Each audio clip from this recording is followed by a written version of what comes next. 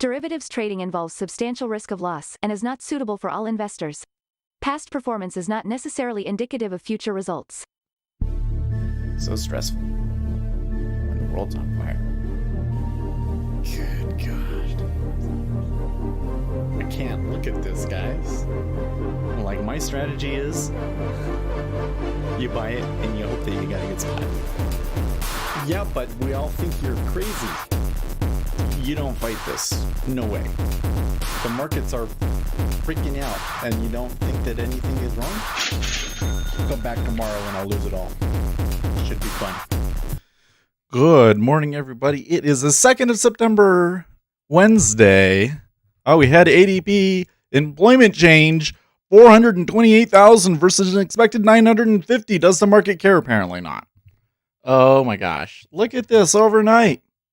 So yesterday, we had a little bit of a sell-off in the morning, but, they held it. They didn't get below the overnight low, pushed a little bit higher, was a little slow through most of the day, but then at the end of the day, huge 10-point swing into the close. Again, just absolutely insane move.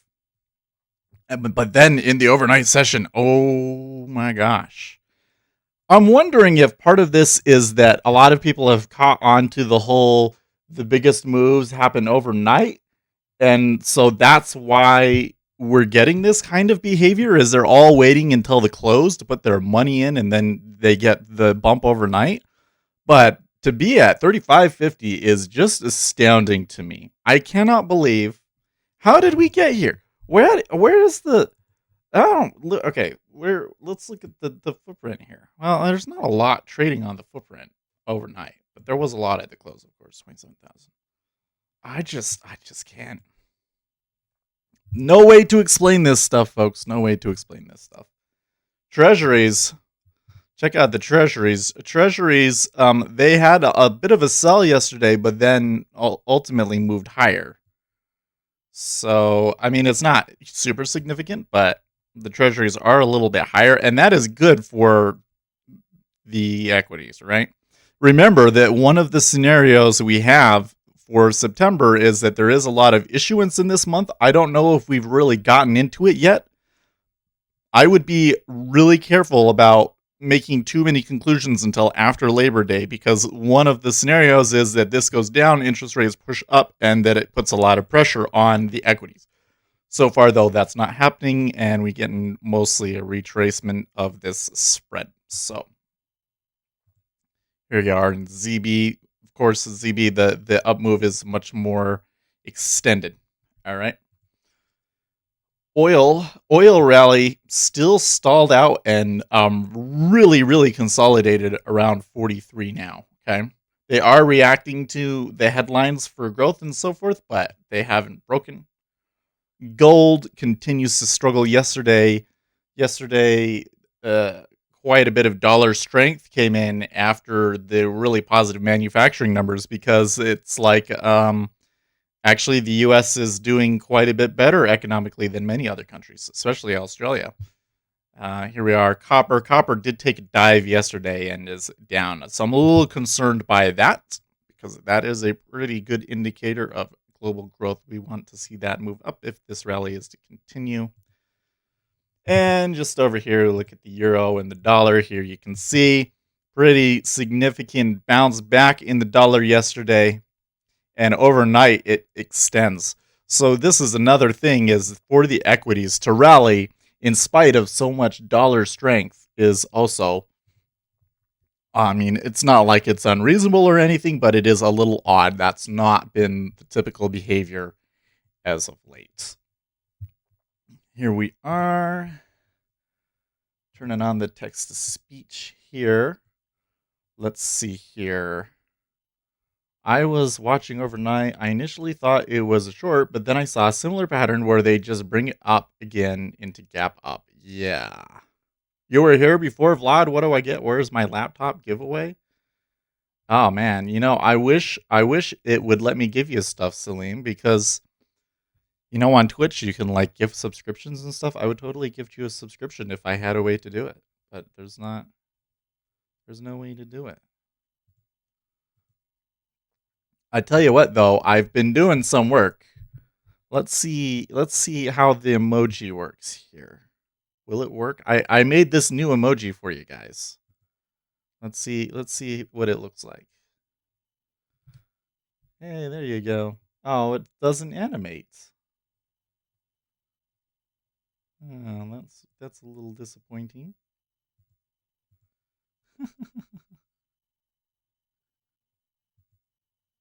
Dun, dun, dun, dun, dun.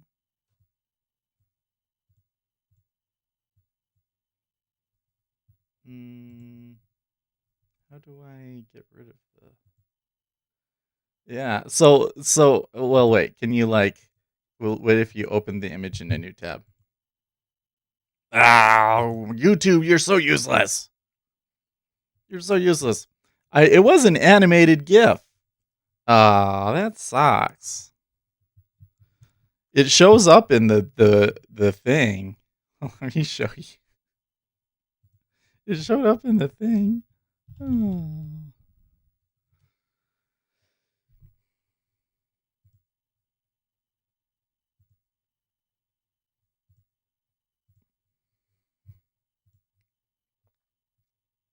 I'm so sad, guys. I was really excited about this, and then I find out that it really doesn't actually work. So here on this dashboard, it shows them they're animated, right? Maybe if we come in here, we can see them better. No? Let's just open up the full image on my computer. Pictures.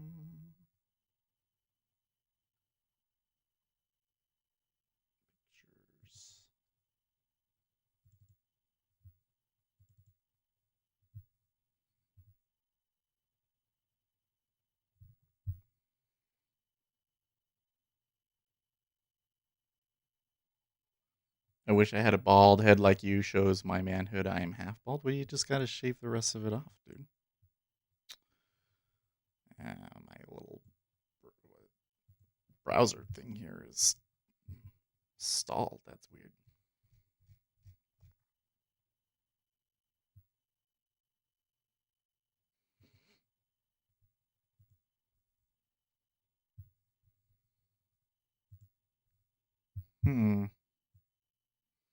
Despite the pullback in the equities, it's still like way positive.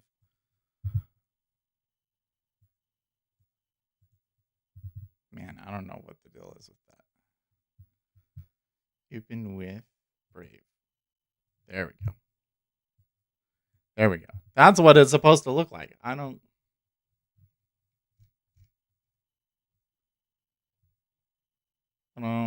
This was the earthquake video. You remember the earthquake video? But it doesn't work when you actually put it in the chat. Salim L. Weathering says What the heck? HAHAHAHA. Let's see. Let's try the other ones. The money printer. I see. I got a money printer and a Sept kangaroo. Says _SPSBRR _SPS kangaroo. Yeah, the kangaroo needs transparency apparently. But it's supposed to be jumping. Animated GIFs. Salim L. Weathering says extraterrestrial exposed. I'm gonna ask YouTube about that. I'm gonna ask YouTube about that one because everything else makes it seem like the animated GIFs work, and then when you actually put them in the chat, they don't animate. That's so lame. Because I don't know if you guys are really interested in paying $1 a month for just a little picture of a money printer. But if the money printer actually prints money out and is animated, then it's all worth it, right, guys? Right? YouTube, you have failed me once again. Now, treasuries are pushing down so far off of the open. Let's reset so we get previous days levels and stuff.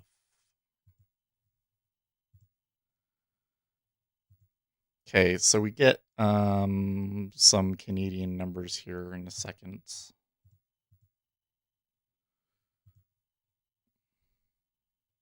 Oh, of course, it's not going to give me that information because I don't have.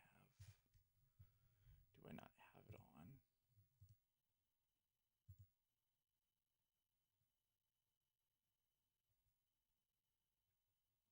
Of course not. Let's fix that. Oh, cool. And I see that my changes to my market depth tape have worked, so that's good. Made it so it adds the leading 0 on there and always defaults to scrolling down like that. So that's good.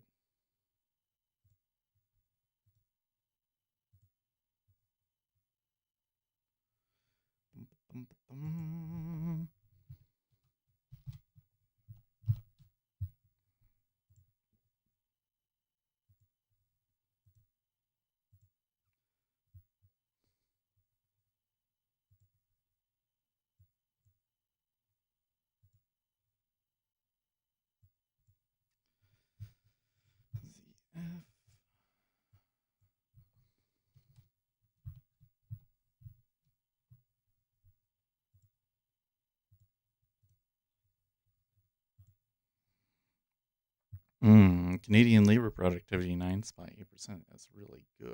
I don't need one on this chart.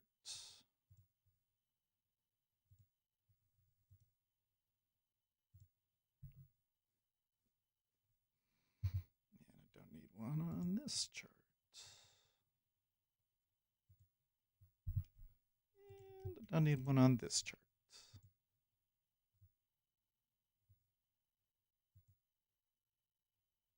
Salim L. Weathering says I had 85 views on one TikTok video and no views on basically the same video but with more hashtags. Well, how long were you looking afterwards? Because TikTok seems to do this thing where it won't show you right away how many views you're getting.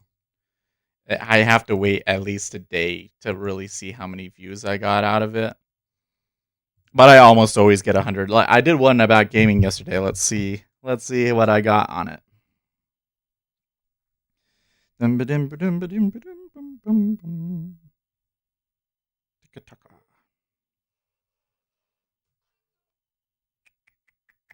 Oh, I got some comments and a good number of likes.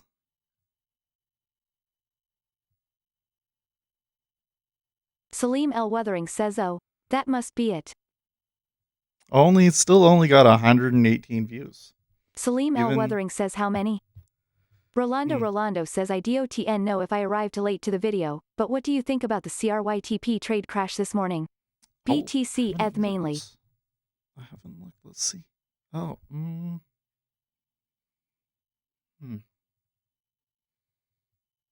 Well, that is a pretty significant drop overnight. I'll tell you, that's for sure.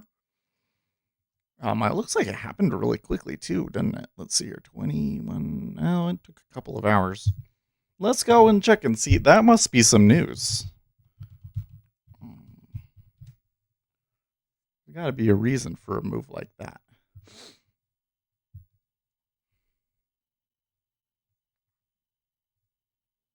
Vlad Stolyarov says BTC nice dump, yeah. That was a pretty dump. Yeah, that was a pretty big dump. Nothing in the BTC. How about Bitcoin? They're the ones that are always concerned about price.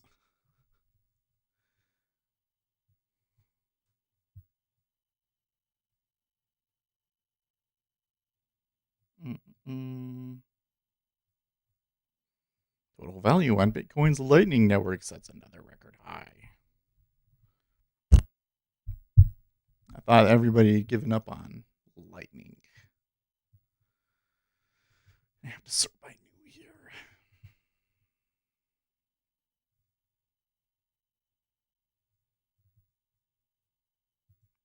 Why the dip? Blah, blah, blah. Salim L. Weathering says do must be playing some Fatancy games with spells and dragons. Pornhub now accepts Bitcoin for premium services. Vlad Stolyarov says on a daily at ISNT looking that bad. I mean, the interesting thing about it is that it's a pretty ugly move down, but I don't know if it will really do that much technical damage in terms of levels because they didn't get below 1100. Really, 10K is really where I think that they would have to get below before it would like really start to do like, Vlad Stolyarov says similar to gold. I don't think that the technicals really matter, but so many people on Bitcoin Vlad pay Stolyarov attention says to it. It's just volatile.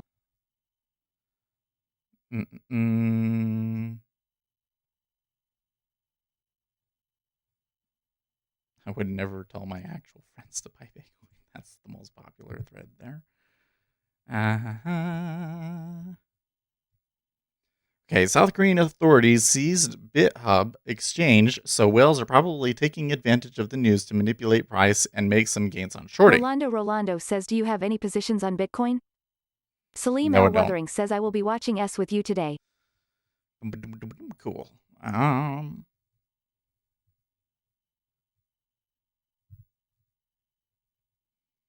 Okay, so there is a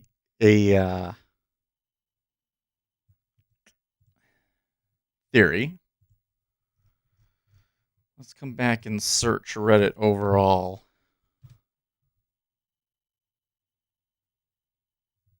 Oh, they have an official subreddit. Sort by new, please. Police reportedly seized South Korea's largest crypto exchange. Okay, let us read. Seoul Metropolitan Police Agency has reportedly seized South Korea's largest crypto exchange, BitHub, for alleged fraud. South Korea's oldest newspaper, the Seoul Shinmun, reported the news on Wednesday, saying that BitHub's offices have been raided. The exchange is reportedly accused of pre-selling native BXA tokens worth about 30 billion won to investors and then not listing the token, which has allegedly led to losses to investors. Aha. BitHub is said to have issued BXA tokens in the past concerning its acquisition by Singapore-based BK Group, but that deal reportedly didn't materialize. BitHub chairman Lee Jong-hoon is also said to be under investigation by police on charges of escaping property. The block has reached out to BitHub for comments and will update the story should we hear back. South Korean crypto exchanges appear to be going through trouble. Last week, the Seoul Metropolitan Police Agency also seized Coinbit exchange for allegedly inflating about 99% of its trading volumes, which resulted in unfair profits of at least $84 million for the exchange and its team. Oh my. Okay, so nothing unusual for Bitcoin, but very interesting. I don't need that anymore. I'm so mad that the emojis don't work, guys. Okay, sorry. So, I guess if there's anything I can share about that for the rest of you, when you see a big news, you should always be looking for a reason. Big moves usually don't happen without a reason. Now, sometimes you can't discover the reason. That's why I think a lot of retail traders think that, news doesn't actually matter. Because, sometimes they just can't find out. And sometimes it's not worth your time to figure it out. Says your USD got to psychological 1.2 and pulled back pretty good. Nice trap 1.86. Therefore any trader going to psychological not technical anymore. Salim L. Wuthering says small down move. Salim L. Wuthering says couple ticks. Well, and the dollar back, not just back above 92, but now to 92.6. It's very curious that the dollar strength that we've seen in the last day, and it usually when we've seen dollar strength, it has been coincided with weakness in the equities. Now, I think that that's largely because when we've seen dollar strength, it's been because of risk headlines. But this is the first time that we've seen a hint of a different change, which is, maybe things aren't that bad for the dollar. Because before, the the narrative has been, no, the United States hasn't handled the coronavirus very well, and they're going to be weaker going forward. And so we don't want our money in the United States. We want it in the euro or maybe Australian dollar. And that narrative seems to be flipping on its head now, right? U.S. manufacturing is doing actually quite well. Stolyarov says Australia GDP dipped -7%, so USA still number one. Yep, exactly. Australia just got slaughtered. Like, I'm not so sure that we want to be in Australia. Which reminds me, there's something that we need to do here, and that is I want to do some research on rare earth metal stocks. I have two that I want to look at. I want to see if I can actually pull them up here in Fidelity or not. Because there was a good story last night on Zero Hedge about a bill in Congress to increase the production of rare earth metals. So, let's see here.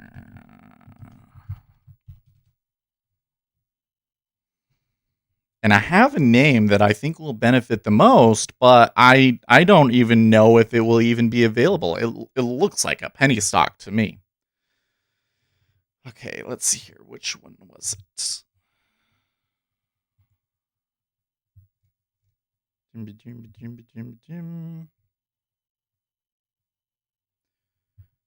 Rare element resources is what we're looking for.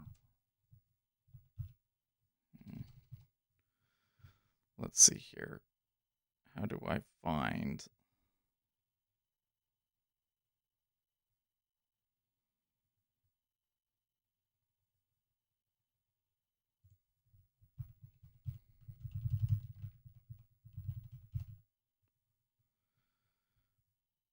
REE. Oh, okay.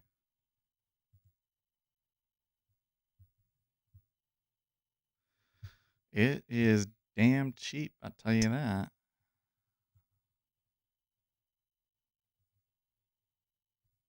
Less than $1.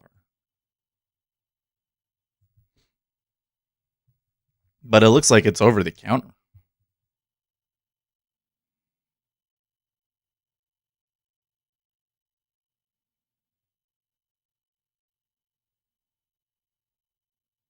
Okay, well, I might look at that later. And then the other one was, what was the other one? Linus? How do you say that? Linus.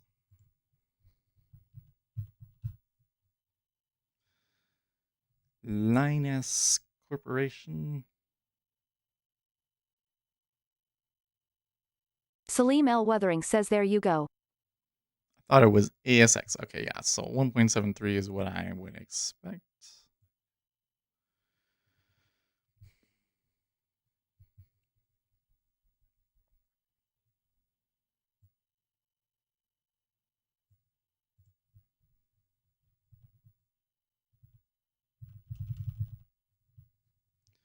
Just gonna open up both of these and just kind of hold that there, and we'll look at that later when the market opens. To see Salim L. Wuthering says S so slow makes me want to sleep.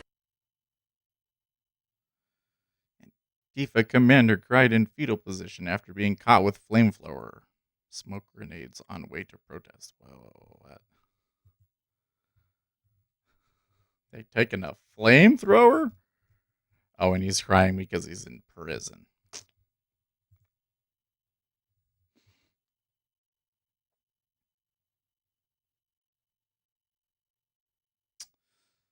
I'm kind of like feeling right now at the moment like I don't want to touch the E-mini today.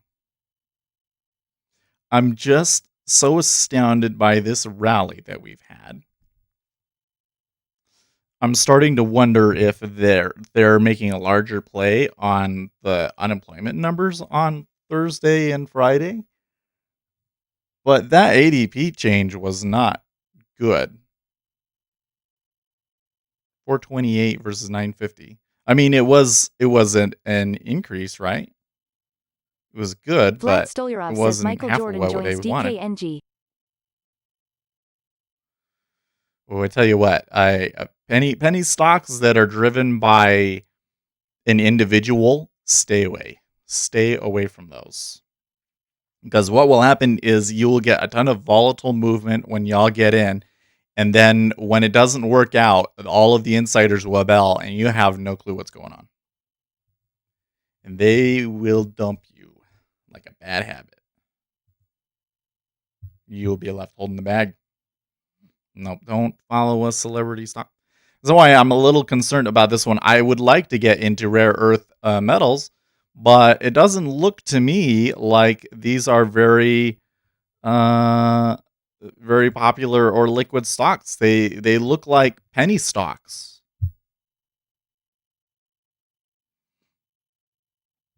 Linus is a processor, but they're the largest market cap one.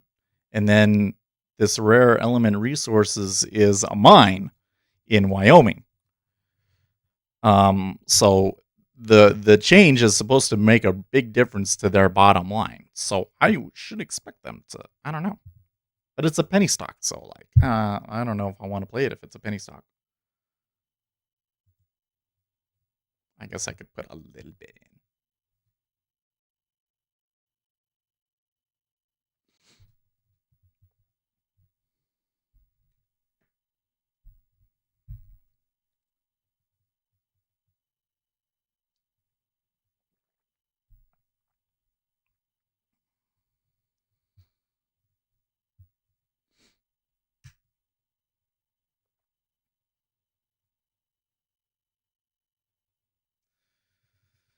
DKNG says Michael Jordan has agreed to take an equity interest in DraftKings in exchange for providing guidance and strategic advice to the board of directors. Oh, okay. I forgot what DKNG was. DraftKings. Well, DraftKings has been doing really, really well, right? So maybe them gonna be jumping up today too. Although that one's probably a mess. I don't know if that's one you want to be playing on a day trade basis, but we could pull it up and look at it when things get going. Let's you know what, we're gonna need more room. Let's right here. And how do I make a new chart? New chart.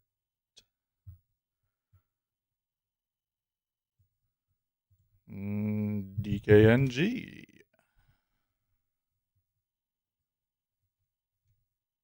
Today, 1 minute. Okay, cool. Doesn't look like it trades overnight.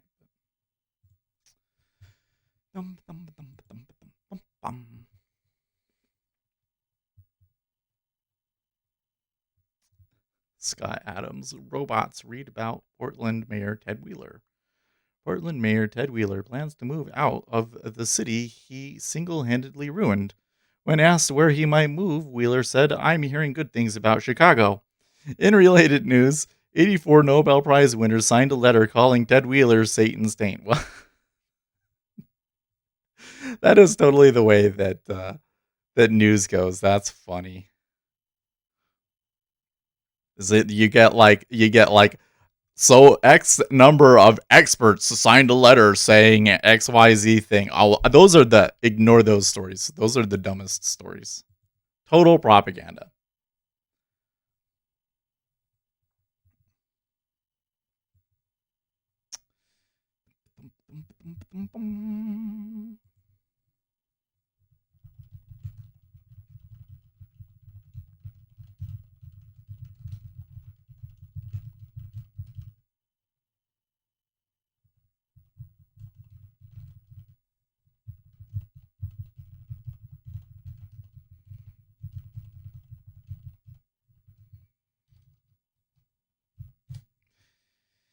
I have to wonder what would be driving such a strong up move.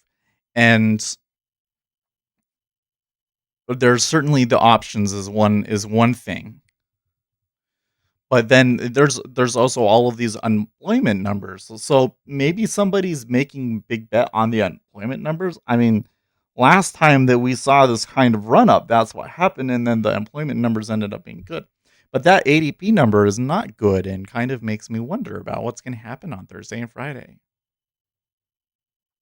I'm just seeing a lot of things that don't necessarily make sense, guys. Oh, what's wrong with this right here?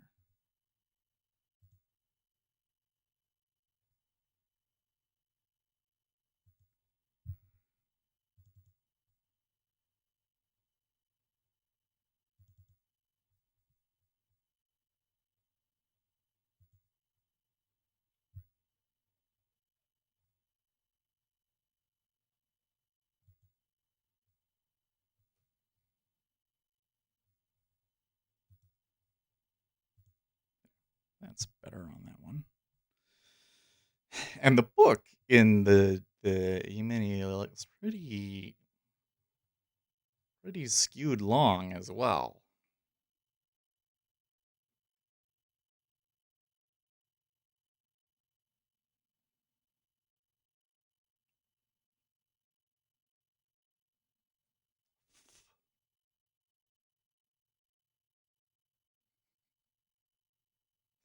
Wait, Donald Trump retweeted cat turn? What?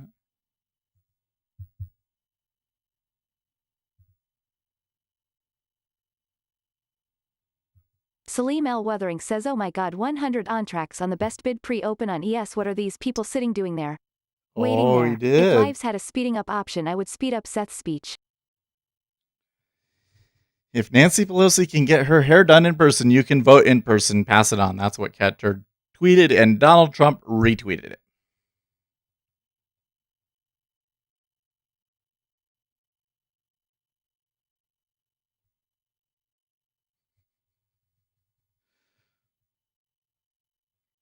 Well,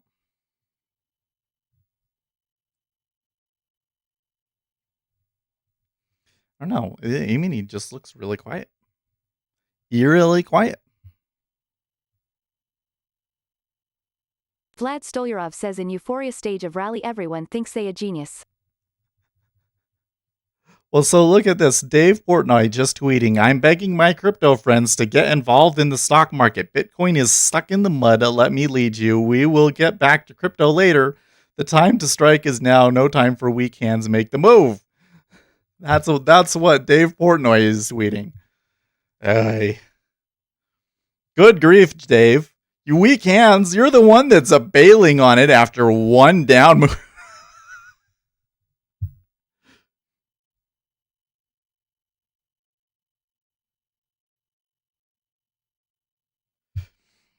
In the euphoria stage of a rally, everyone thinks they're a genius. Yeah. I have to say, over the summer, I traded really, really well. And I'm still really nervous about live trades. Like, it's just too easy, Salim L. Weathering says, what is happening to your eye? It's just my eyes water a lot, so that's why I keep dabbing it. I also got this thing where when I look down, one eyelid kind of droops down more than the other. It's not as noticeable when it doesn't do it when I'm looking up. So I don't know what causes that, but I think it's because this eye is stronger than this eye. So for a long time, I was always kind of squinting with this eye. Salim L. Weathering says, looks like S wants to go up. That's my take as well, but it's just not doing anything. I don't think that I have a trade here, so I'm just gonna kind of sit here. I mean, like, they came back to their cost basis and they just kind of sat here. So Rolando says, how many hours do you spend in front of the computer? Do not you feel the necessity of glasses? why would sitting in front of a computer a lot make you want glasses? I mean, I wear contacts, but I really want to get laser eye surgery. But donate in the channel so I can get laser eye surgery. Actually, I could maybe do that. Next year. It depends. I've been spending a lot of my extra money on the yard, and now I might be able to put more into the market. Might be able to put more into. I would love to just no longer have to wear eye contacts. Oh my gosh, that would be such a life-changing thing for me. Salim L. Wuthering says, do not you feel what a pretentious piece of grammar? No, I don't feel what a pretentious piece of grammar that is.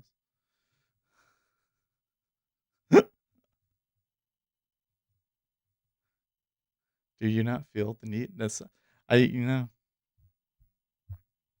I hate glasses. Cannot stand them.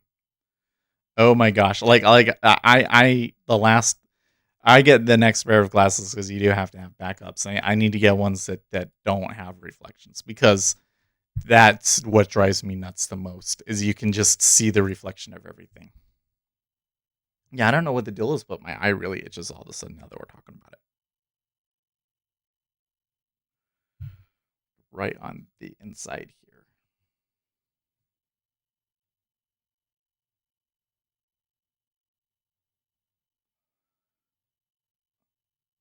So I'm going to dab it, and then I'm going to try and ignore it. And hopefully my eye doesn't water too much. Mm-mm.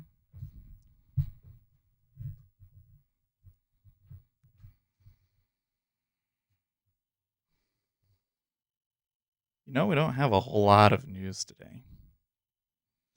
Just looking through it, and I'm realizing, like, we got Feds Williams speaks at 10, and then at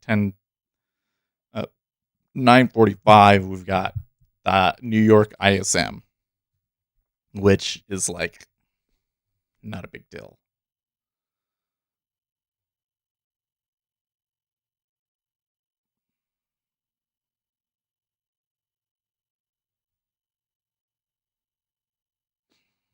Paul Krugman right for once on something.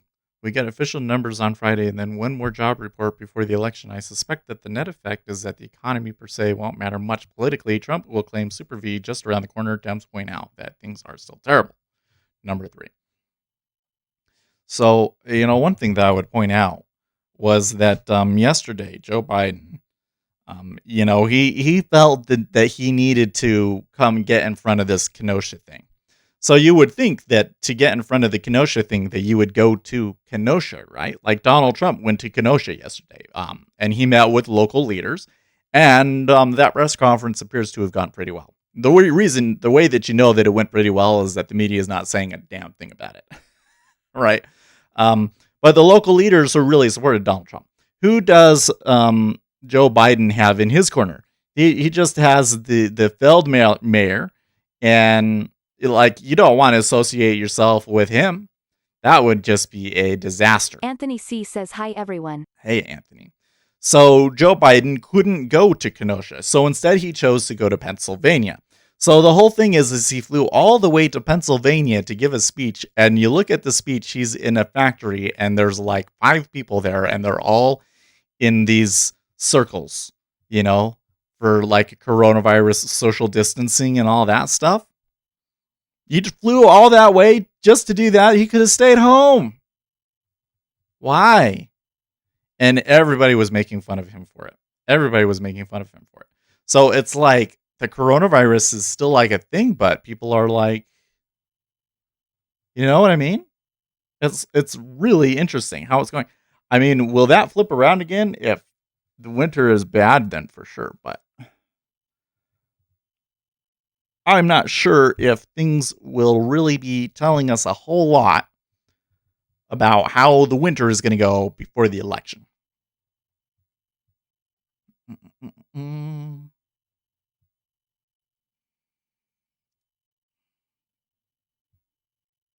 Mohammed El Arain also retweeting Paul Krugman with the reverse square root, saying this is what the economy is doing. It went down and back up, and now it's flattened off. That's true.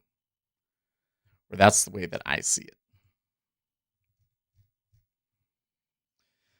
it. Barnier, I didn't see any change in the UK position this week. So is UK going to get a no Brexit? No deal Brexit? No, not no Brexit. No deal Brexit. Michigan insists it wasn't hacked as data from state voter rolls turn up on Russian forum. Ugh. the election is going to be such a garbage fire, guys. Ugh. I'm super excited about the election and all of the news stories and everything. And when I look at what the potential news stories are going to be, I'm just like, oh, please no. No.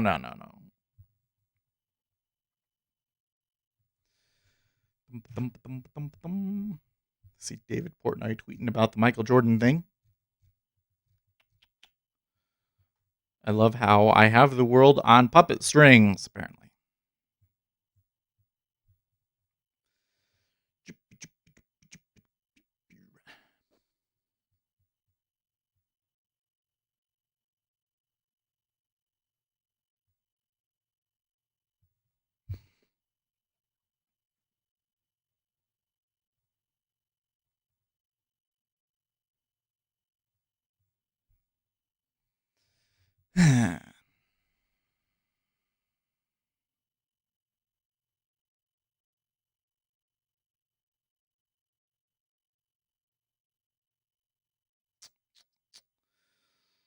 I mean, I'm seeing a lot of stuff coming through on Twitter now that it's the top of the hour and everything, but not really seeing a whole lot.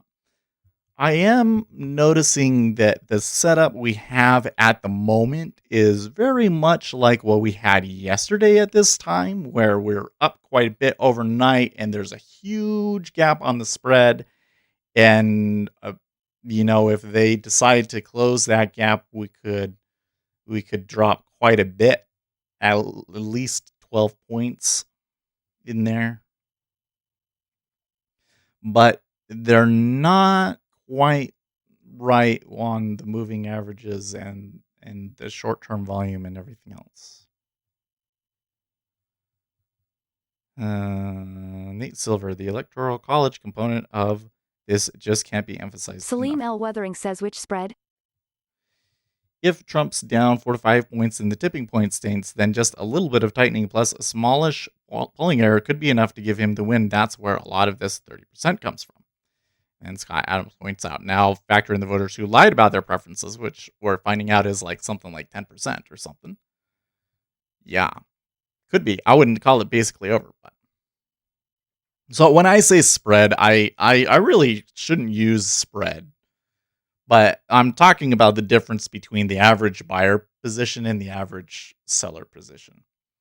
So I don't know if there's really that many sellers on there, but there hasn't been any kind of buy side absorption in the overnight action at all. So the seller's average position is somewhere down at 35, 32.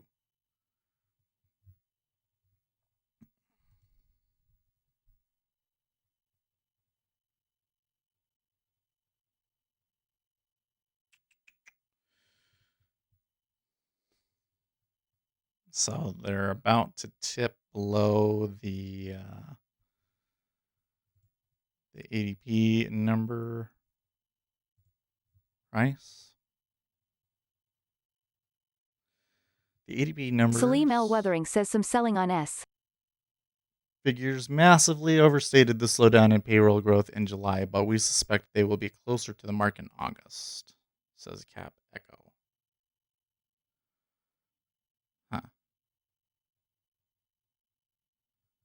Pantheon. ADP's measure undershoot the official estimate of private payrolls in recent months, but the error diminished sharply in both June and July.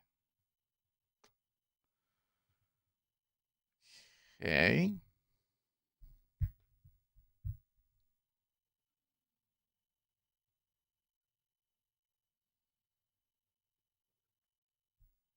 Ew, oil taking a dive here. What's this?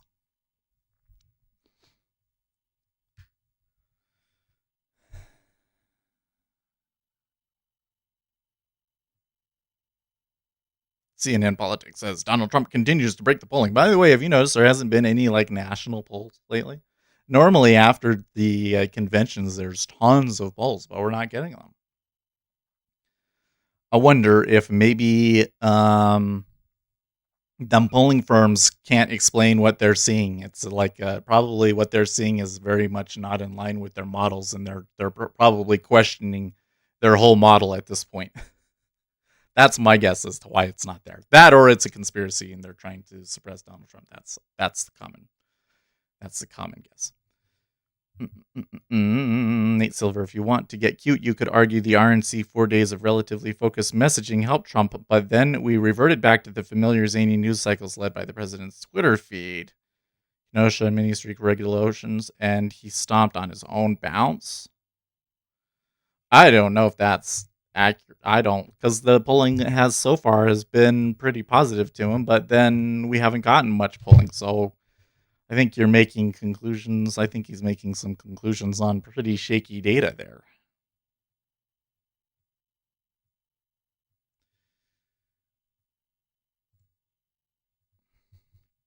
Okay. We'll keep this one on a tight leash.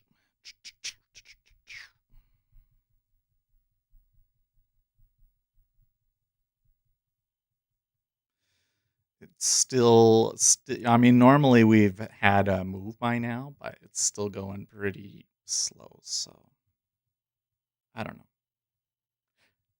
know.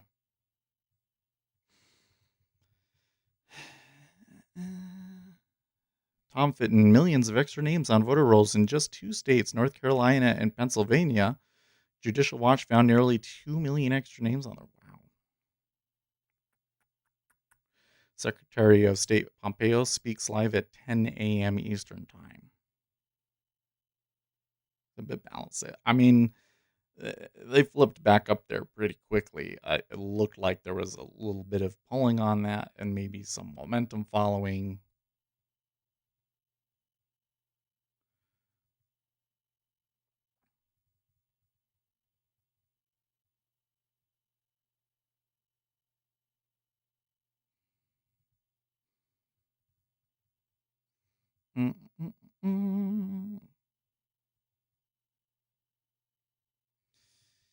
Let's see here. Still not a ton of volume going through, but the ZB kind of flipped in there between 76.04 and 03 now kind of pulling. Are the treasuries going to push down further today?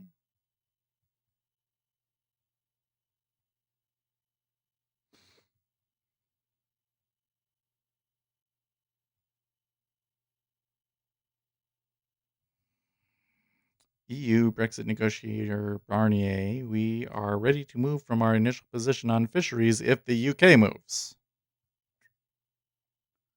Fat chance. That might seem like a positive statement at first, but it's not, because the UK is not going to change their opinion on that. Okay, there you go. Treasury's down a tick.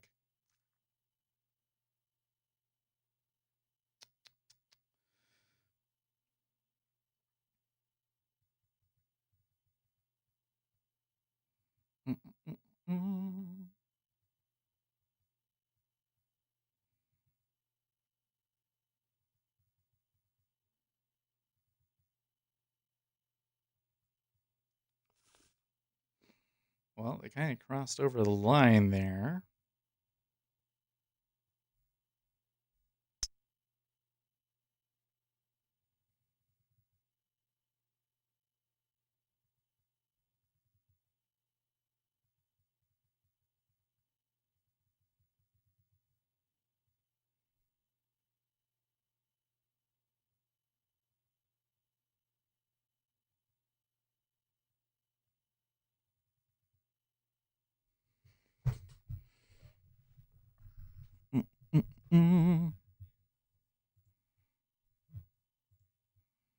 Barney done speaking.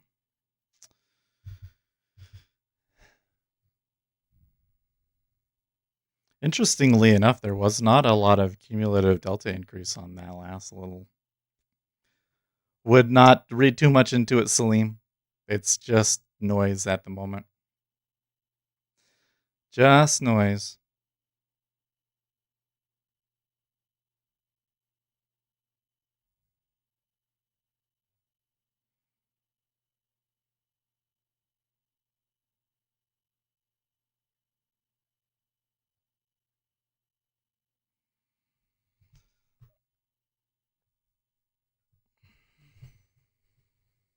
Salim is the number one fan.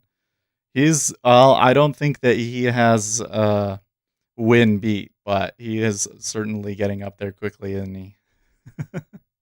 Good morning, Lobo.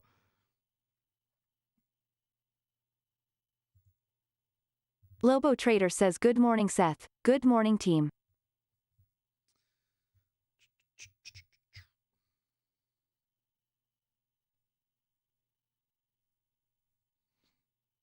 So I'm kind of wondering what's the treasuries are going to do here, because they are hitting into the O3 in the 30 year, but it's absorbing, and you're actually seeing some absorption in the 10 year as well. Okay, so they ticked down and the 5 year decided to join them. I guess they're going to go.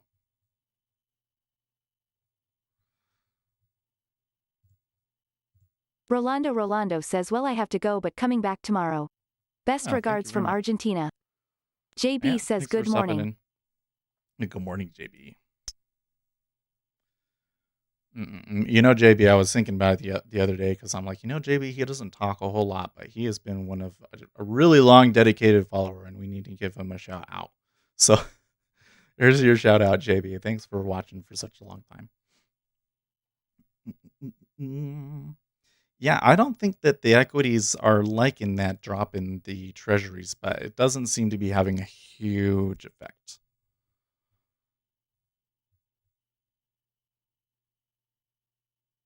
No problem. Yeah, thank you very much. Yeah, it still looks like noise.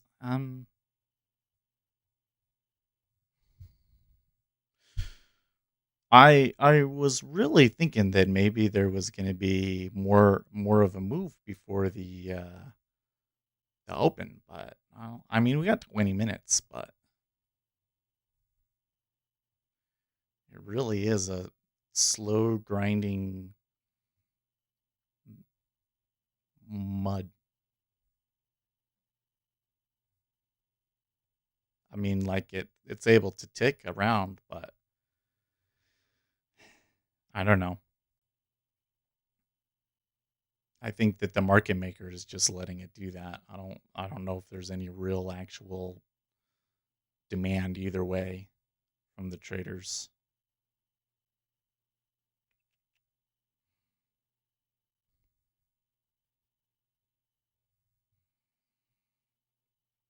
Donald Trump crazy Nancy Pelosi is being decimated for having a beauty parlor opened when all others are closed, and for not wearing a mask. Despite constantly lecturing everyone else, we will almost certainly take back the house and send Nancy packing. That's interesting that is becoming the big news story today. I remember seeing that last night and kind of chuckling about it, but thinking, no, that's not something that ever seems to get traction. JB says I like the content on your YouTube. Yeah, thank you very much. I feel like I try really hard. Sometimes it's like, oh man, is this really worth it? Am I just being a fool? You know? Am I just making a fool of myself trying doing all this work and then getting nothing out of it? But then you guys come in and it's like, oh yeah, you've actually like really helped me out. Then it's all worth it. Okay. Gamma Trader pointing out that it's non-farms this Friday.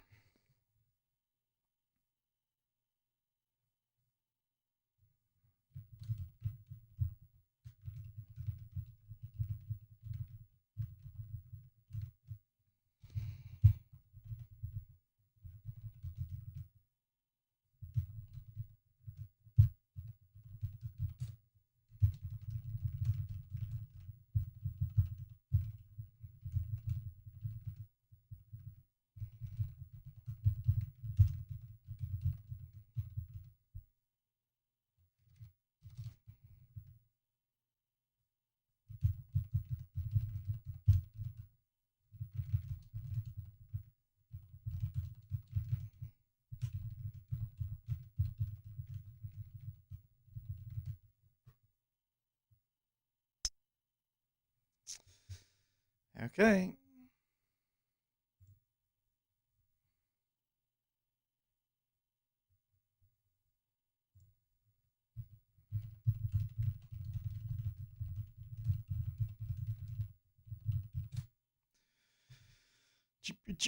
Oh, when it comes all the way back so quickly.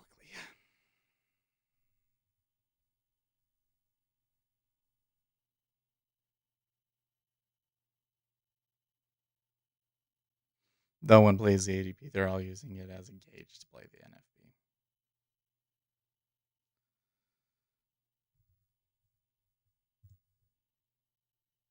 JB says I have recently developed a completely outmoded strategy for futures trading in NT8. I want to test it in real time, but I am not sure where I can get the real-time data that is cheap and reliable. No, I don't think that there's anywhere you can get it now without paying $15 a month. And of course, having an account.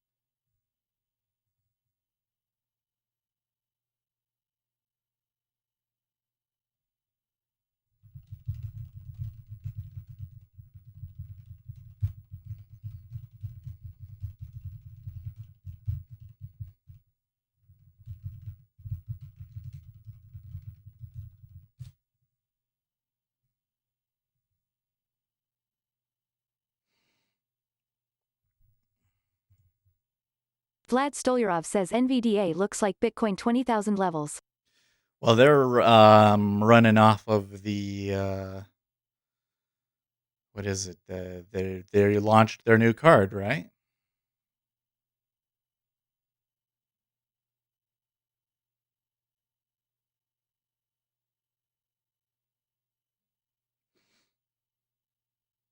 Price NVIDIA cards. I mean, the thing with NVIDIA is that they continue to be able to just increase the price, right? Now this is like the third generation in a row where they haven't had to, where the new generation is just more expensive than the last.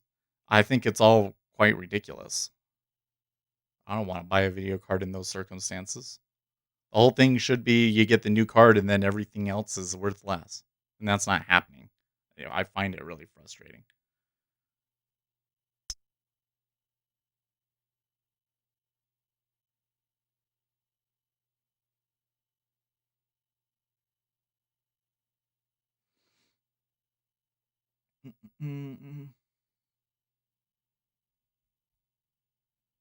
It's a good company, but come on. I mean, I don't know what they're. I think the one of the things a lot is that the computing power that they're able to put out and the potential business growth that they're getting from that is really extreme. So I don't know how to value it, but I mean, there is a reason it's moving. There's a reason why it's moving. Then, so once you understand why it's moving, then you have to sit down and say, okay, is the degree of the move justified by why? Yeah.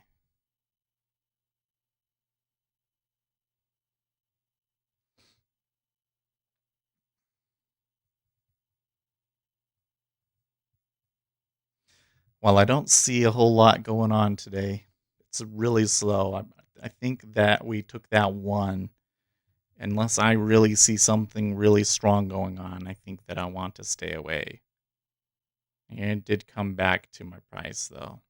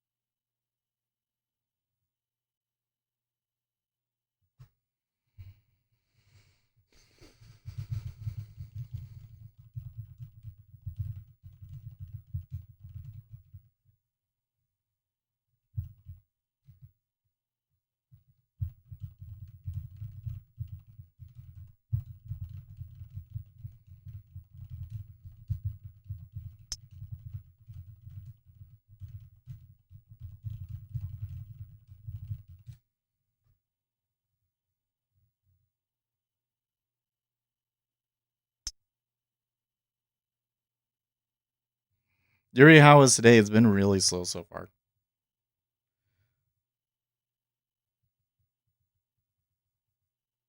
I am struggling not to sleep on you as well. There's not really opportunity right yet, Celine. They may, as of yet, sell into the open, but it's just not going yet. And it is a lighter news day.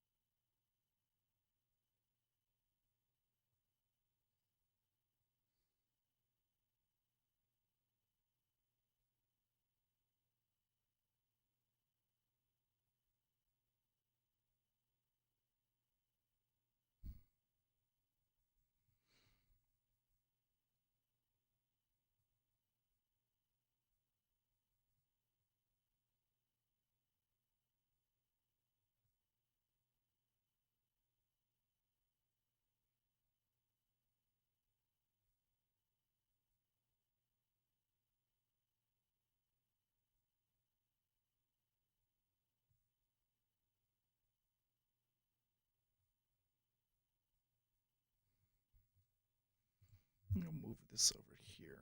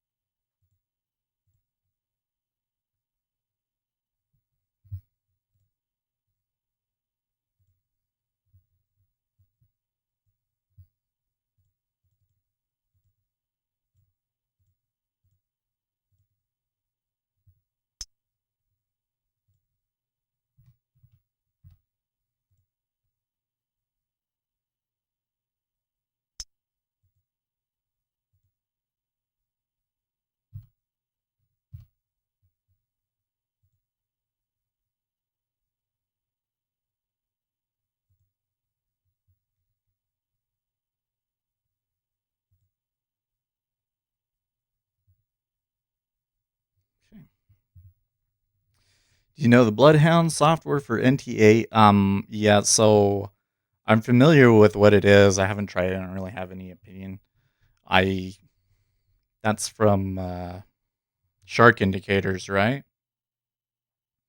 But yeah, every time that I go and I look at their stuff, I personally don't have a lot of need for it. I mean, a lot of the stuff that they're providing for you are things that I do myself.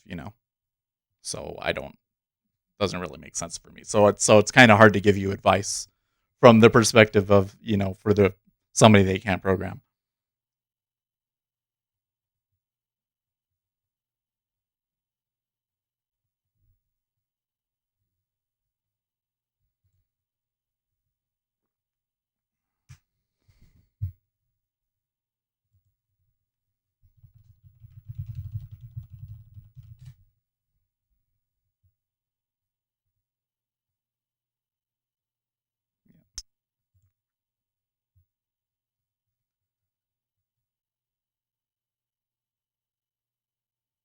DHS withheld bulletin warning of Russian planned attack on Biden's mental health, says report. I was seeing a lot of stuff on social media yesterday about Biden's mental health too. And the clip that they were using from his Pennsylvania speech, I mean, it was a flub, but they were like way exaggerating how bad it was, I felt.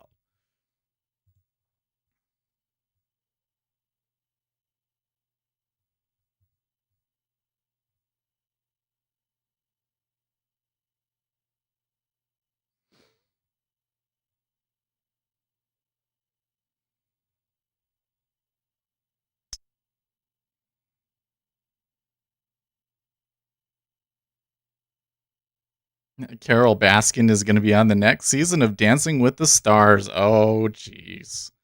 Internet's going to have a field day with that one.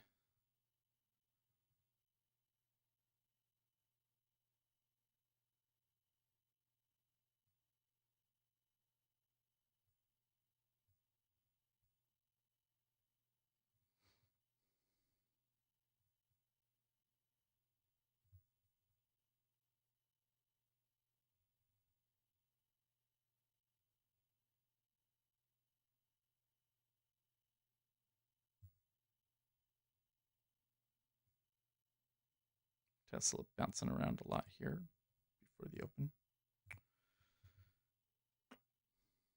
VIX still a little high.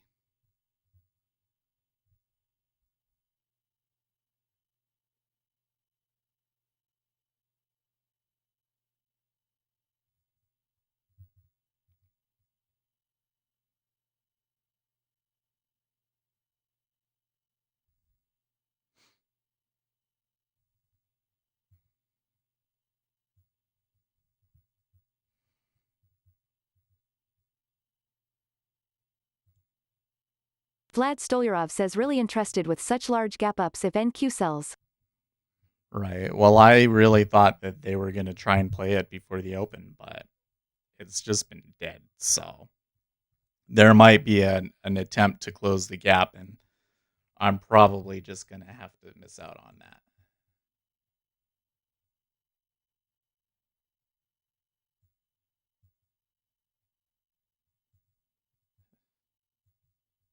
More room.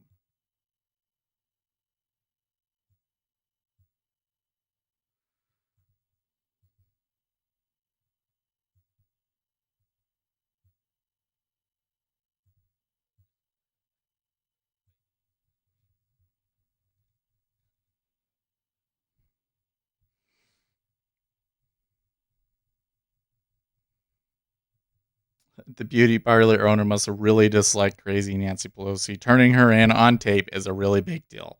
She probably treats him like she treats everyone else, and she strongly supported a Kennedy who lost in all places, Massachusetts. I remember that. Yeah, that was a weird story, too. It seems to me that Donald Trump is feeling really good about things right now, because he's been more guarded recently.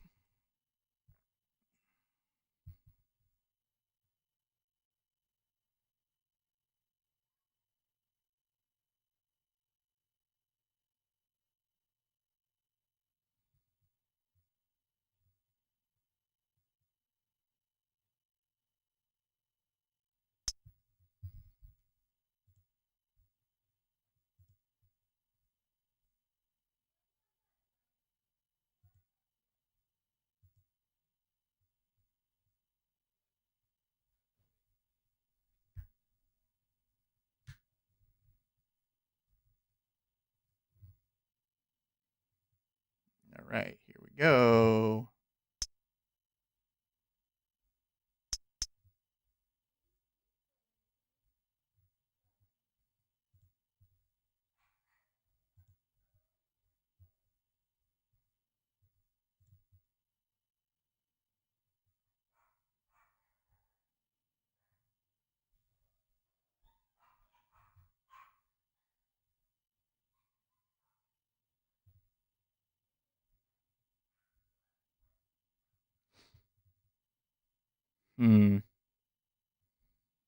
Okay, so there was a bit of a sell on the open.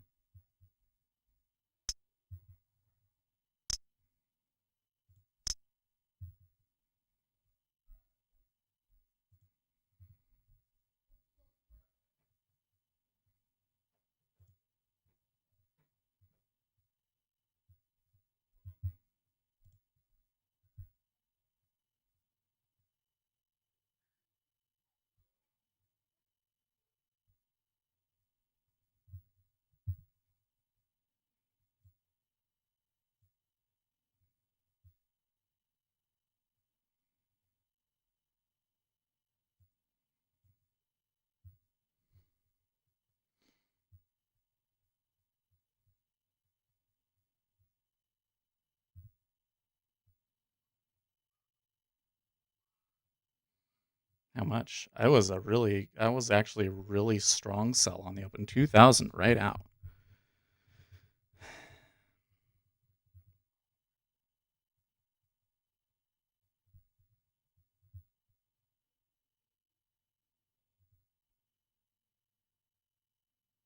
Hmm.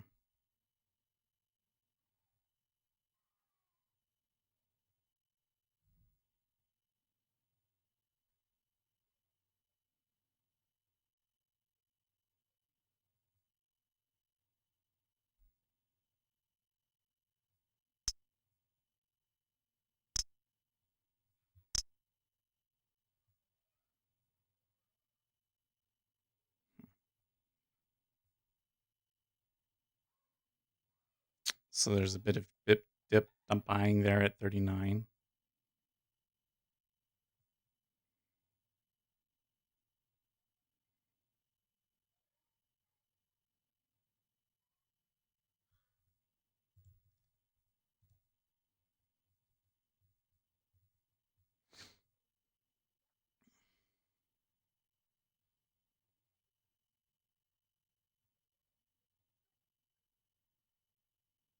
Still there.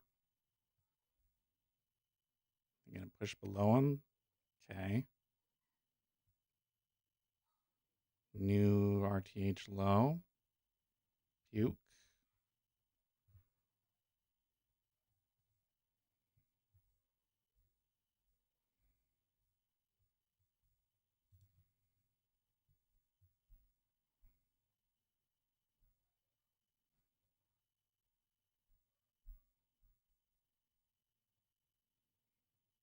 Stronger bounce that time.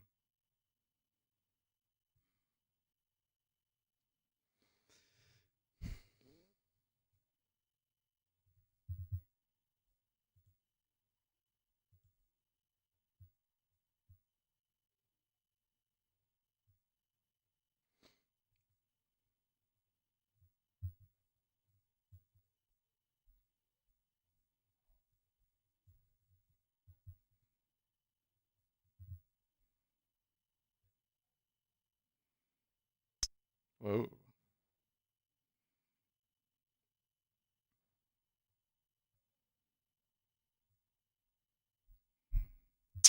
Well, that was a pretty aggressive sweep down, but I'm still seeing some dip buying there.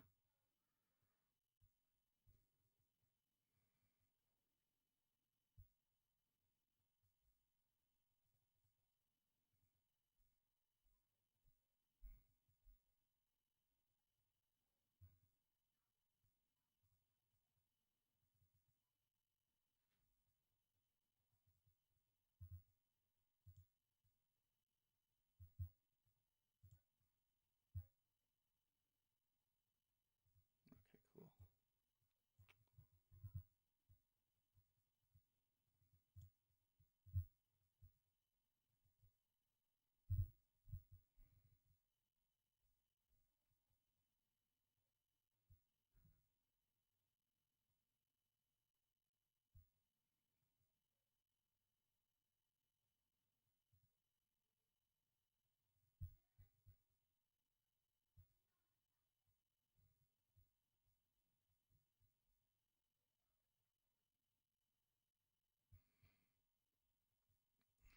So I am seeing like the buy dip, but it seems like it's too early.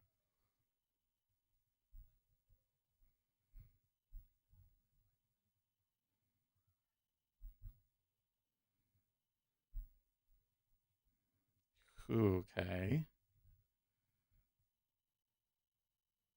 Like, what the heck?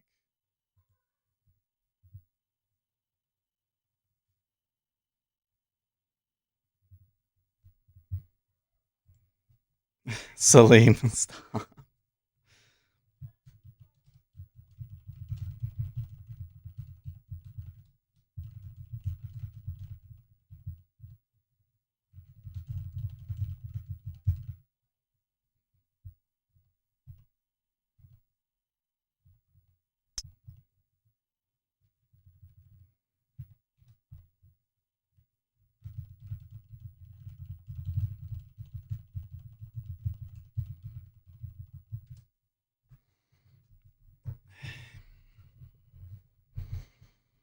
It's a little slow on the draw there, guys.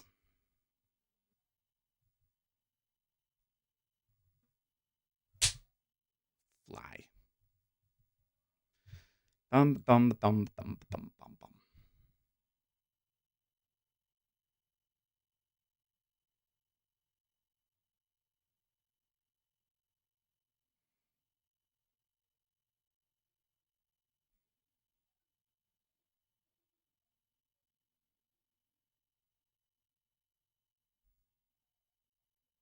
Look at that. 7,800.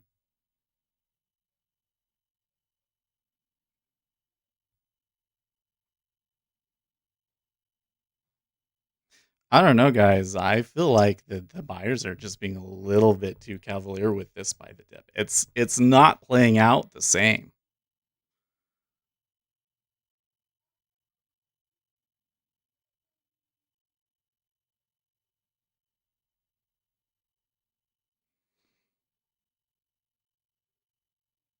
Block sell. Some selling coming there into the treasuries.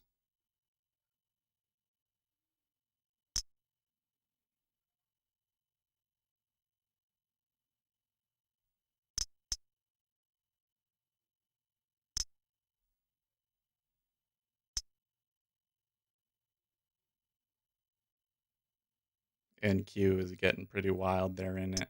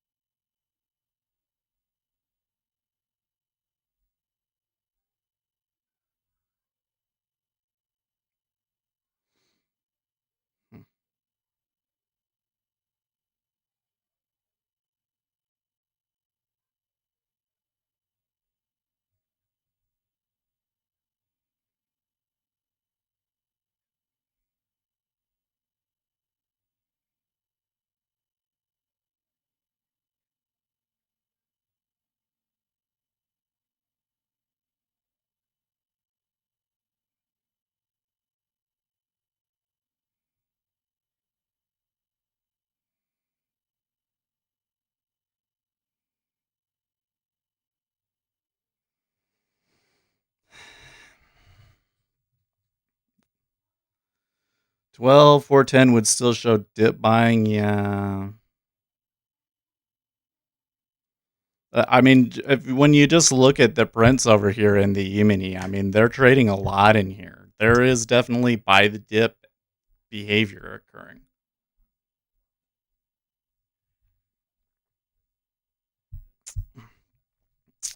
I think that there's maybe a bit too many longs holding on it, but when they're doing stuff like that, they can do whatever they want, really, right? But it's just like it wouldn't take a whole lot to topple them over, right?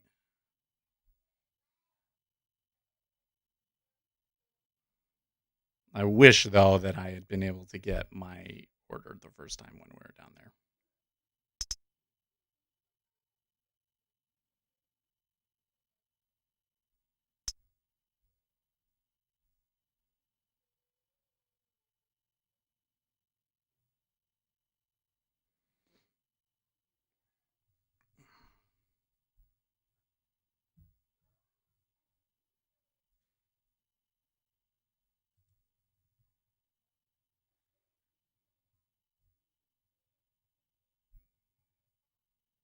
Well, now selling, pushing through some of the dip buying. If they get a new low, I think this could get exciting. Oh, that's coming back so fast.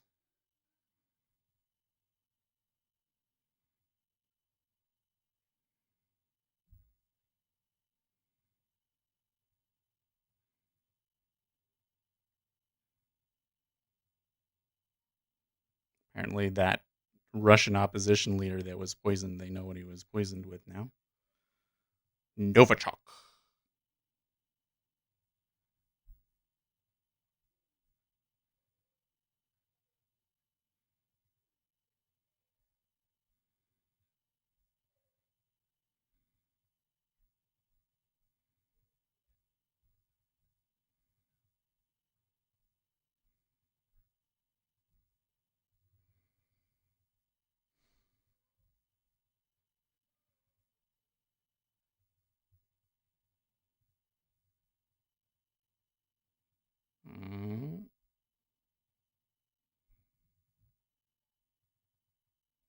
Something just coming into the NASDAQ there. They gonna hold that? Oh, it's such a delayed reaction from the ES. Well, that's interesting. Wow.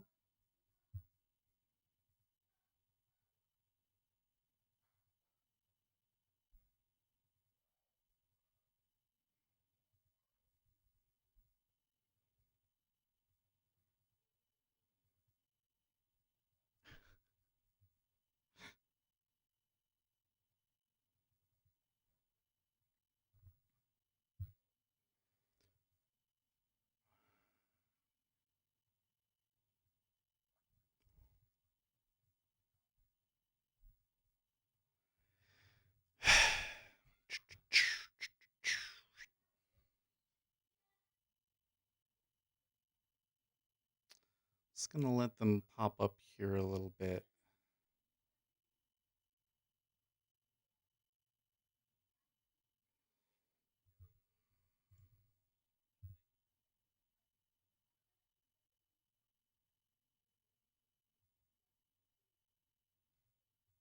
Cool.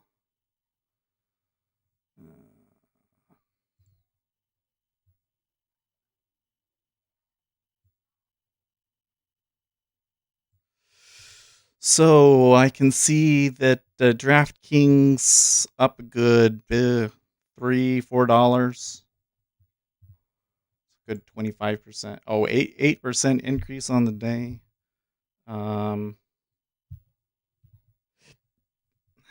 This other stock that we were looking at.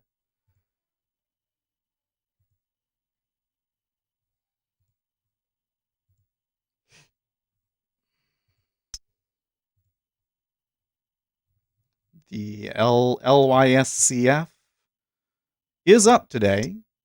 Not as much as I thought maybe it could be, but they were up today. The Tesla is selling off quite a bit more today.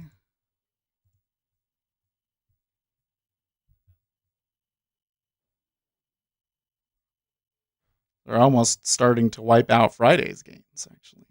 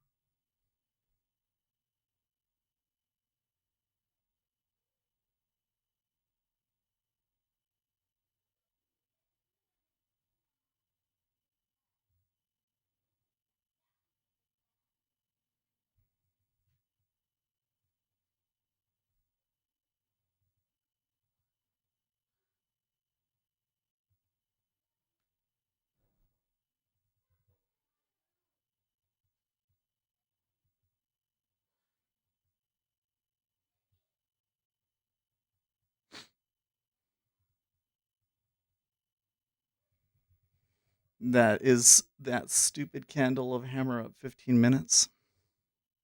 Yeah, speaking of hammers, I noticed a lot of people were pointing out the dollar was a hammer yesterday.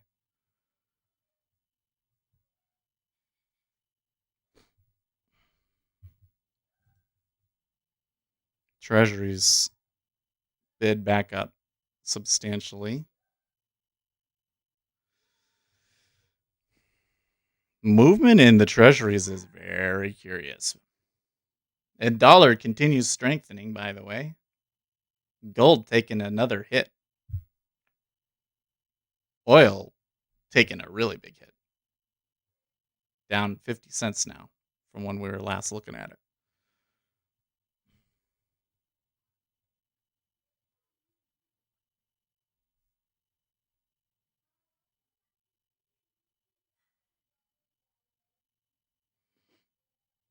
So how much dip buying was back there in the ES?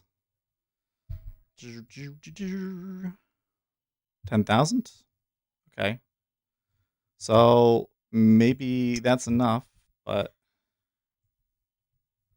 I have to say it's behaving a little differently today.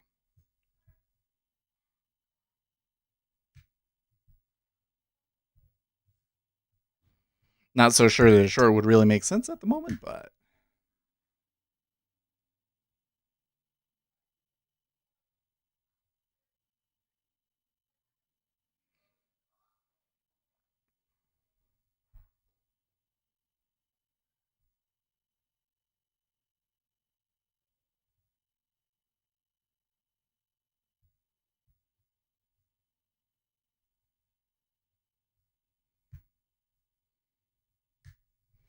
the concern I have is that they just reflexively bought the dip in the wrong spot.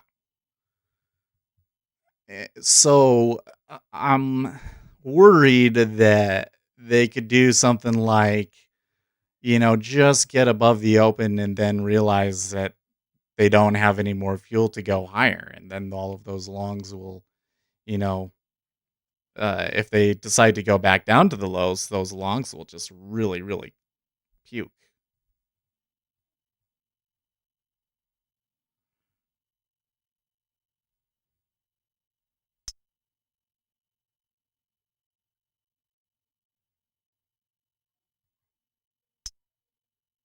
You see that?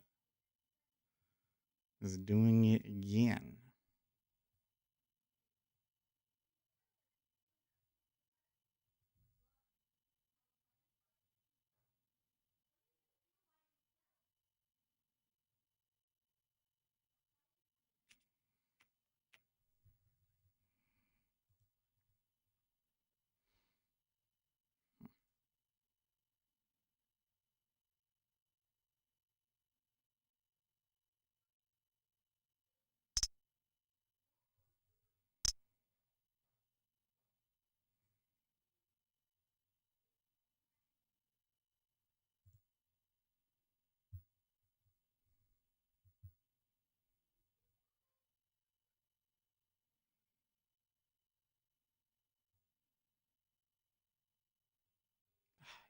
I should have waited.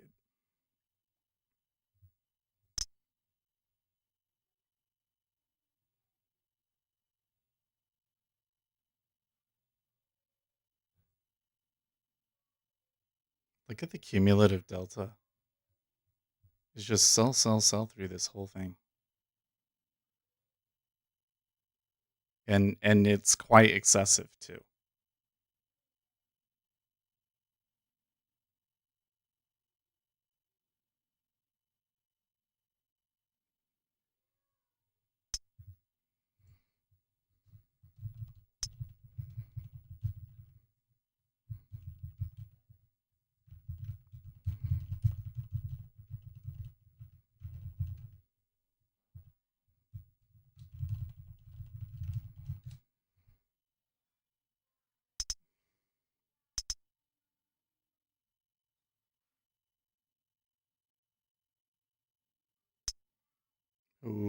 Okay.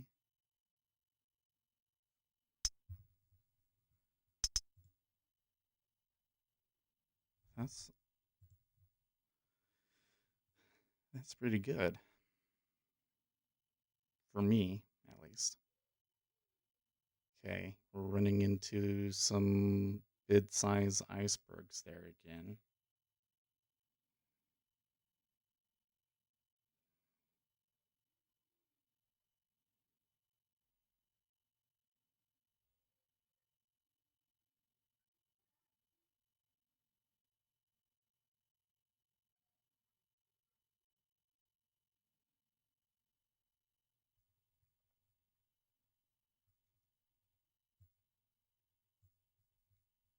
They go for that low. It could be something.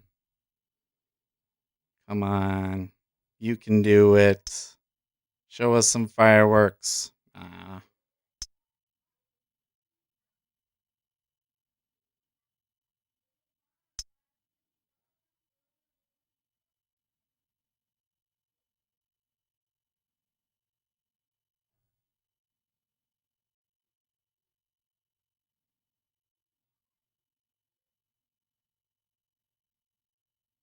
NASDAQ, they're approaching their lows and touching them. Ooh, yeah. Pretty ugly move down there in the NASDAQ.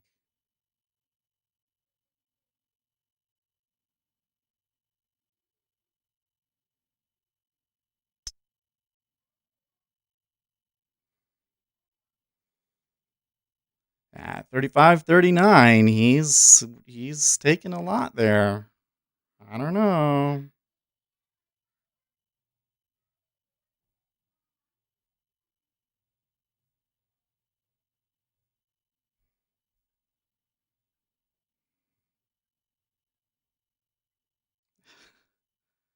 Jeez.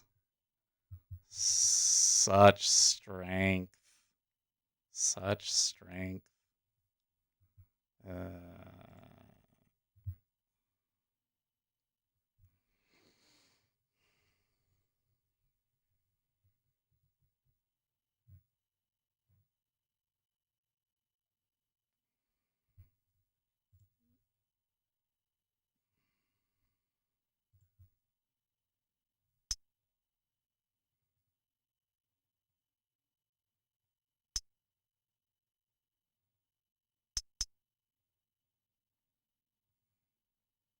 Oh, maybe I shouldn't have bailed.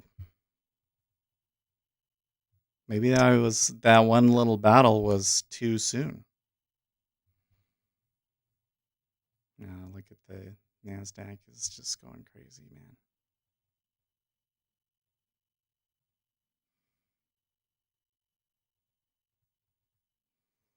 I wouldn't risk dip buying now. Well, somebody's buying in at 35.39, man. That was a lot that traded there. You see the way he pushed it. He was insistent.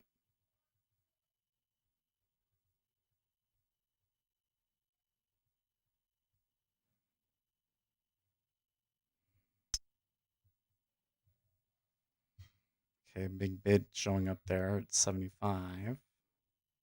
37.75 rather. The treasury's moving up. High of the day now. Regular session high, that is. See how desperately they try to hold that 39 area?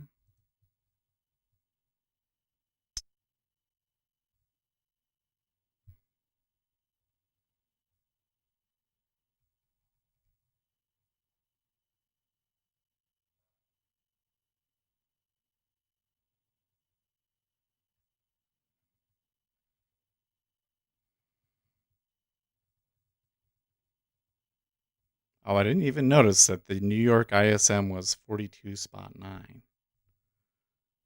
Huh.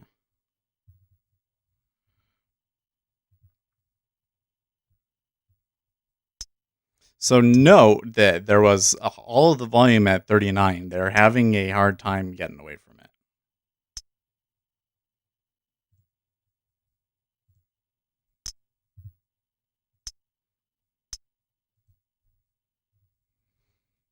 Well, that was unfortunate, but I'm just gonna run with it.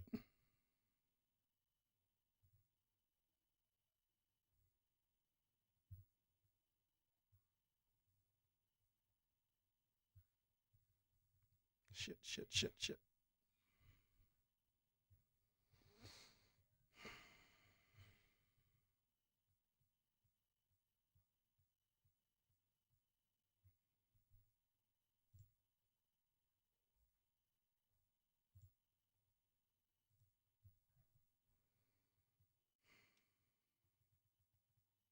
So it's starting to get a lot more volatile, which is usually favorable towards the short side. Let's see if they go for that low.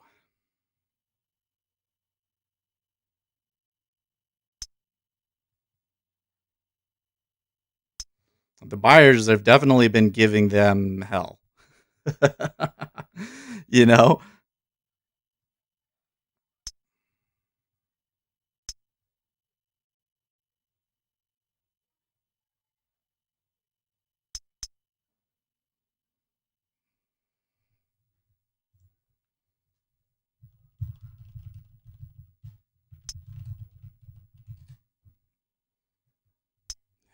Now they're absorbing at 38.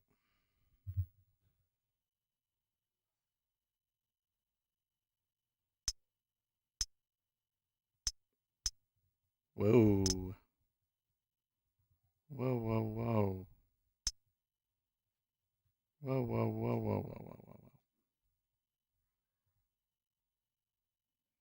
How much they buy there. Dude, if this touches new lows, there could be some real fireworks coming in here, folks. Yeah. Look at that. He is not happy.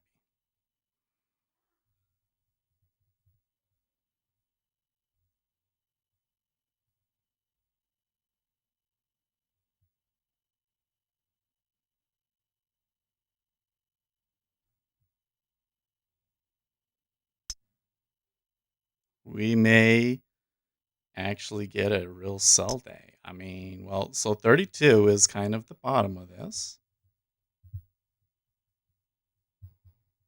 But I have to start considering the larger profile here.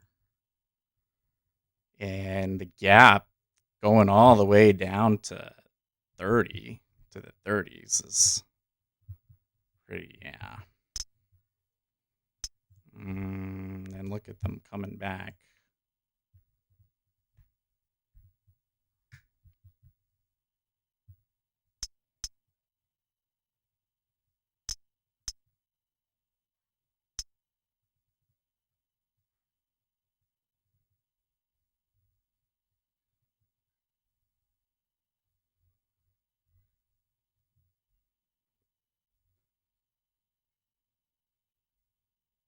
We got some a low level news coming here in about half a minute or so.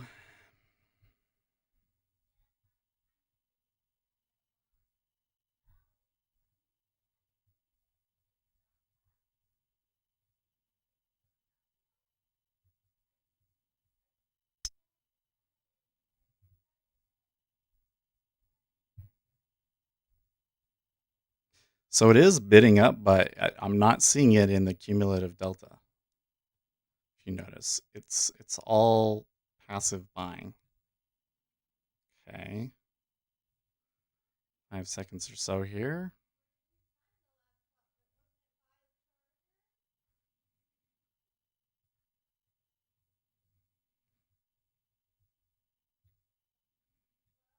Okay, factory orders is 6.4 versus an estimate of 6. It's not a huge change. Pretty wild trade going on here. Feds Williams is speaking. Oh, Pompeo's going to be talking. I can't imagine anything Pompeo would say would be bullish.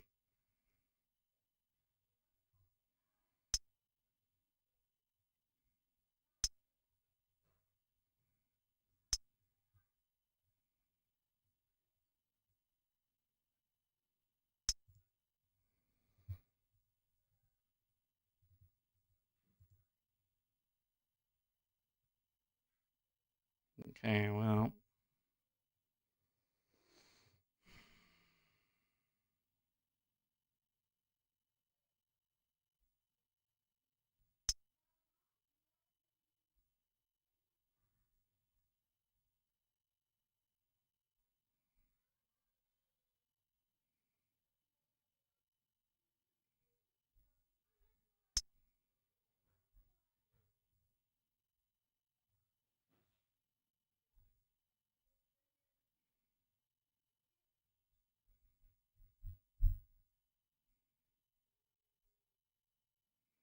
Treasuries keep moving up. What's with this? What is the VIX doing? The VIX is all over the place, but the VIX is higher as well.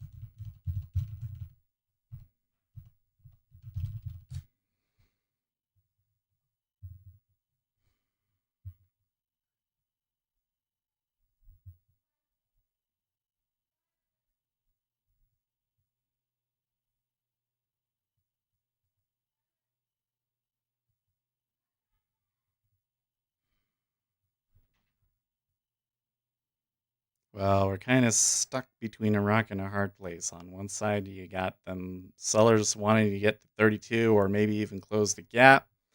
On the upside, buyers probably want to get it up above 35.43 or so, which is their average position. 39 is just having a ton of volume trading at it, so it's not really a great spot to be.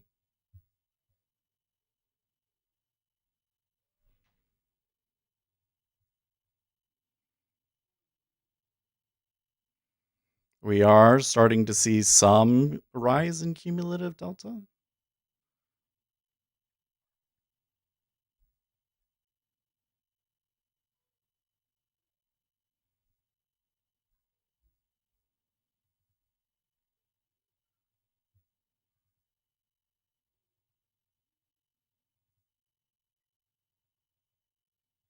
I mean, it definitely looks like the buy the dip. I don't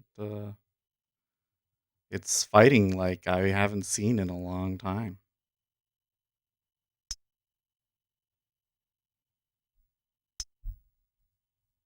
Hmm.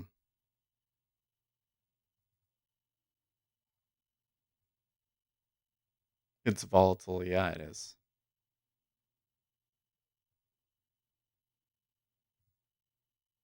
Mhm.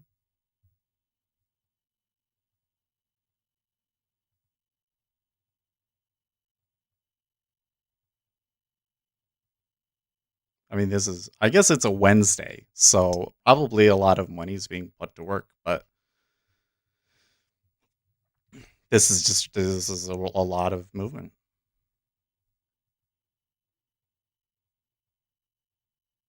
Okay, so yeah, they beat out that last little pivot now.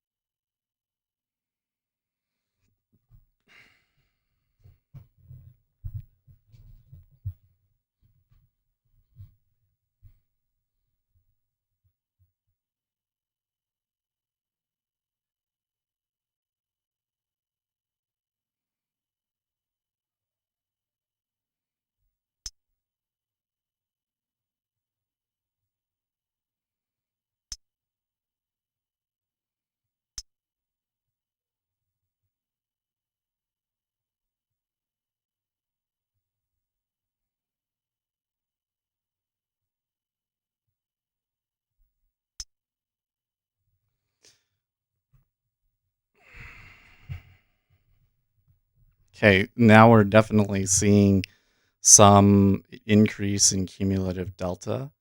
Basically, the delta that was lost when they broke a new low has now been recovered.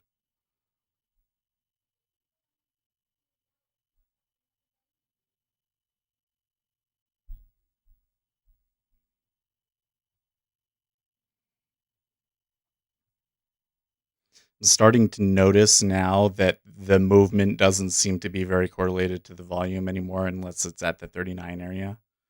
Like that move up didn't really have a lot of tells to me.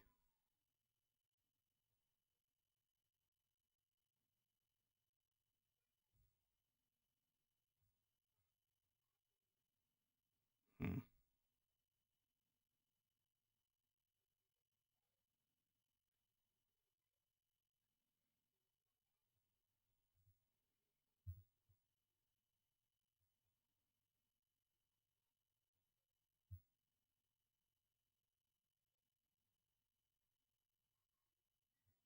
Hmm.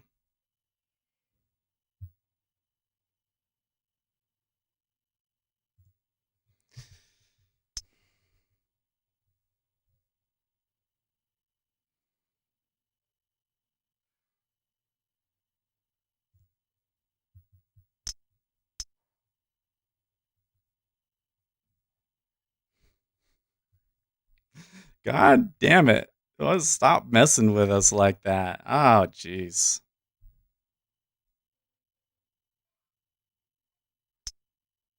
All right. Well, they broke another low. That one wasn't nearly as crazy. Look at them come back with vengeance. Ah.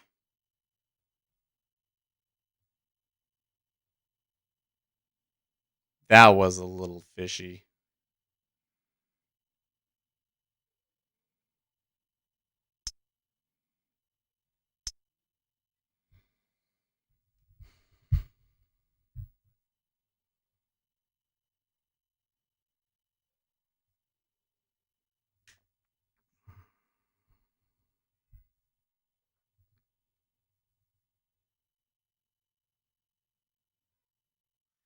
Well, I do say this kind of volatility still kind of favors the short side, to be honest. But the issue is holding it.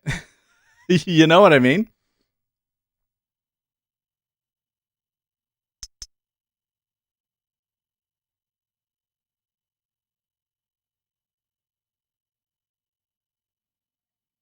Holding it's not working out here.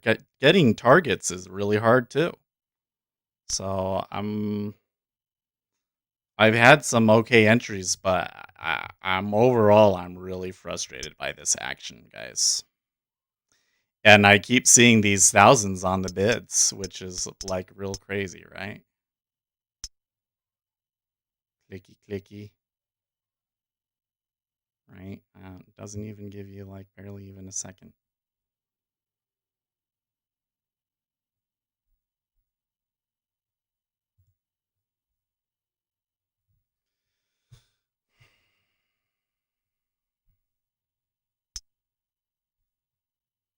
Salim, you're talking too much. You gotta give other people a chance because otherwise it just looks like spam.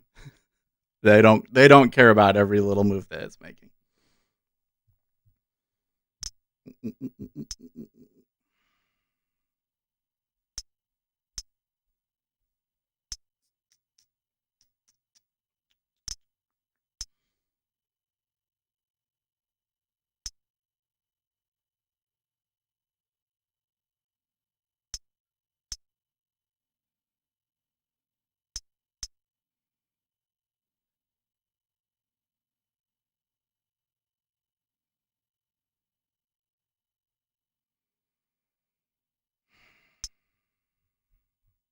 Damn it.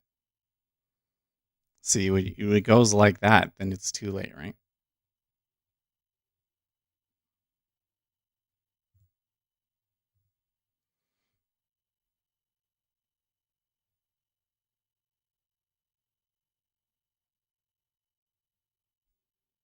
$37 3/4. Hmm.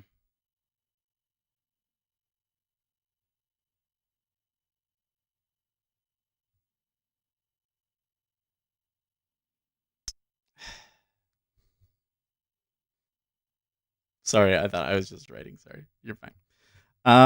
Man.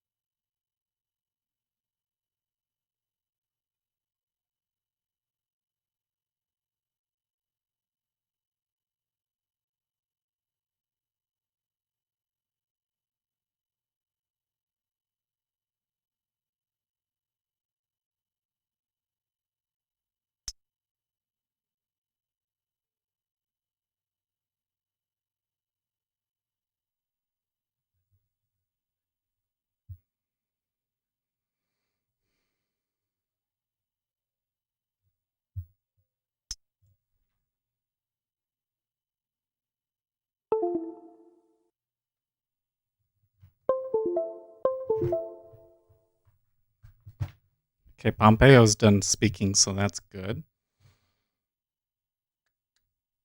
Like that.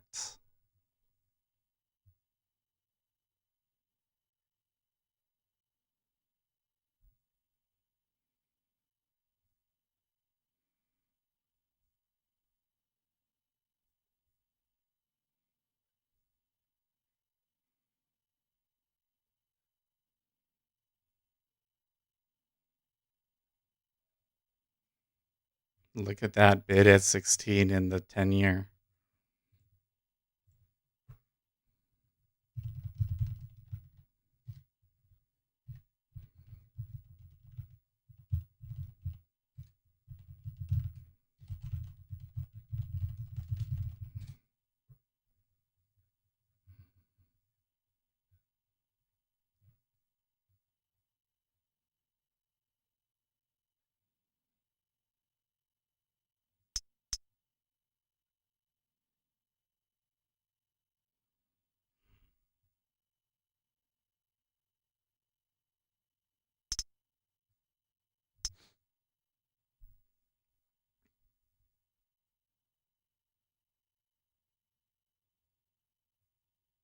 Do you see how I picked the spot that it was going to pivot to the tick?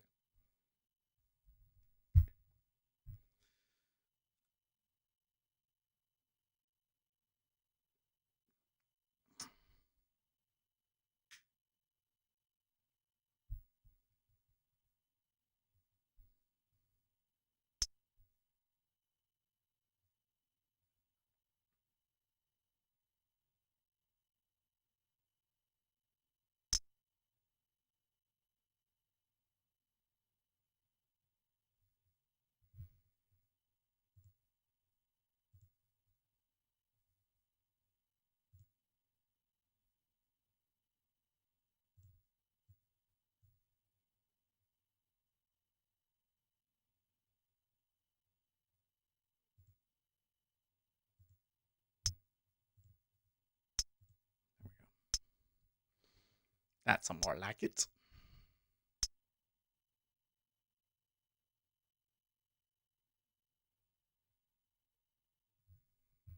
I want to be reset right here. Okay.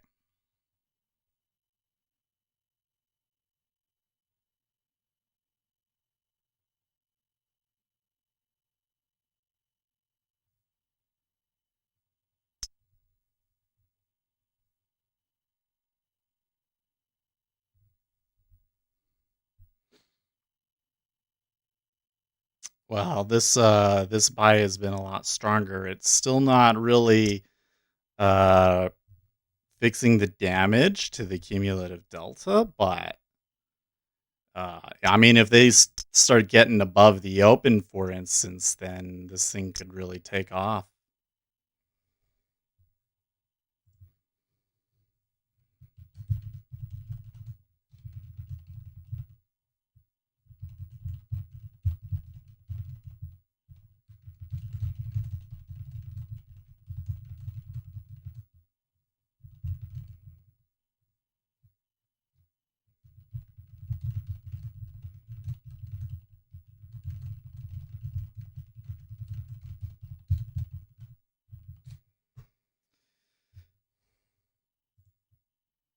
Vlad Stolyarov says I think the big trade was short the open and cover. Yeah, I mean, I had a good trade there on the open, and I just wasn't able to manage it quickly enough, you know. But I think that this buy the dip could end up being bigger in the end. I mean, so we're getting to a buyer's side average position. So buyers are feeling really confident here. You got to realize they took so much at 39, right? They took on a lot of contracts. Like the buyers took on a lot of contracts. So, and they aren't taking them off yet. If we get above the open, there's going to be a lot of shorts puking. I see a lot of kindle to this fire. I mean, it was like that on the downside, but 11,000 contracts. That is way higher than what we got off of the open yesterday. And yesterday was even bigger than Monday. Yeah, you say 335 on Nasdaq.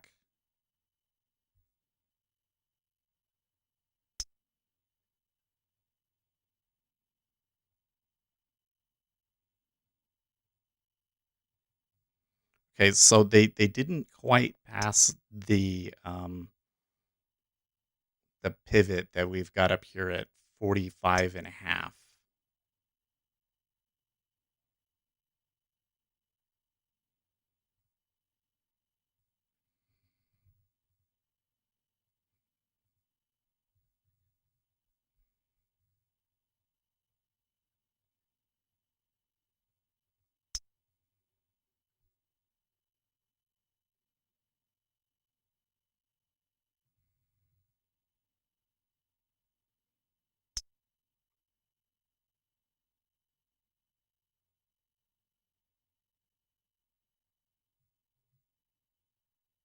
Okay. It's another. I'm gonna also note when it goes. It just kind of goes. They don't really. They don't really fight it. Well, there's a little bit of fight at 45. They're still not over the pivot. So they got to pivot to test here at 35, 45, 50. You can see seller actually looks like he's defending it, in fact, which is kind of an unusual spot to defend.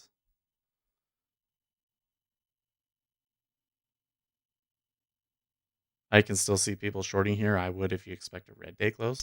You're totally right. No, you're totally right. It's just the longs have so much room here. I don't see why they wouldn't go for it.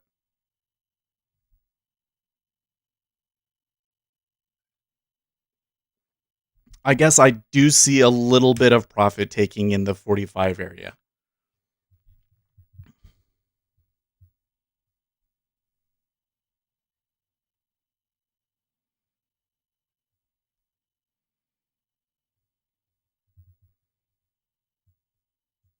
Well, we're going to get the oil report here in 10 minutes. That's going to be really interesting because oil is down quite a bit. 45 is stacked footprint in balance. Another one at 48. Okay, so they broke that pivot finally. Oh no, wait, they didn't break it. Not in the they did in the micro, but not in the ES. But there was a lot of stops there. A lot of stops, and then it turned back down. Now they're trying again.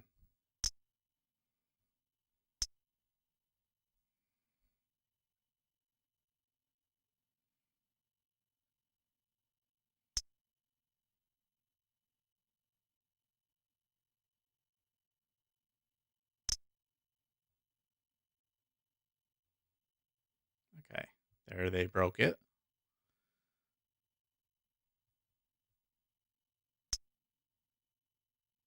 Okay, Pompeo announces new restrictions on Chinese diplomats in U.S.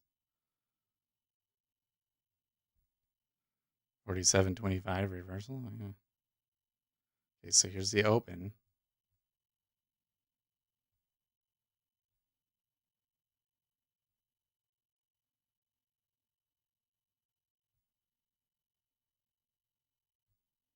They're going to have to break 47 to really see the stops, probably. I mean, probably a couple of stops have already been taken, but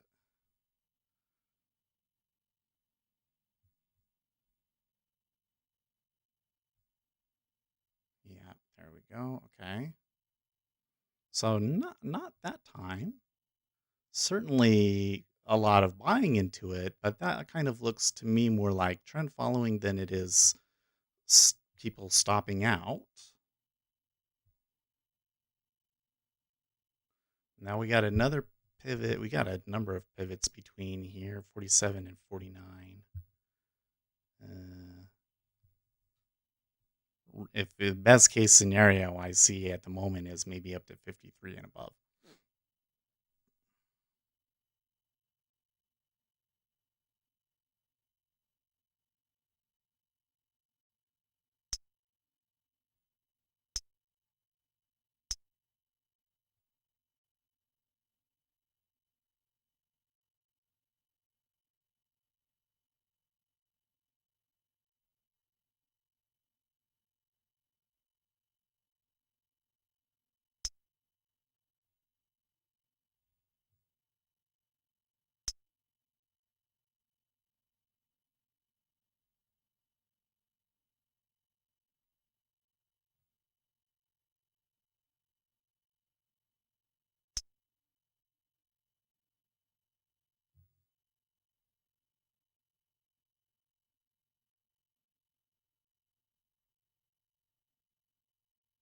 Mm-hmm. Okay, so they haven't broken this pivot because they haven't closed above it, but they did get above it at 47.50.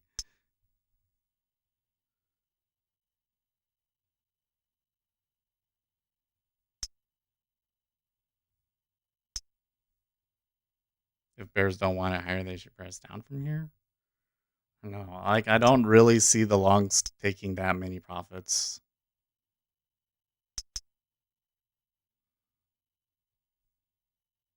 Certainly from a technical analysis perspective, looking at the turns and everything, this would be a location where there could be a potential pullback. Right.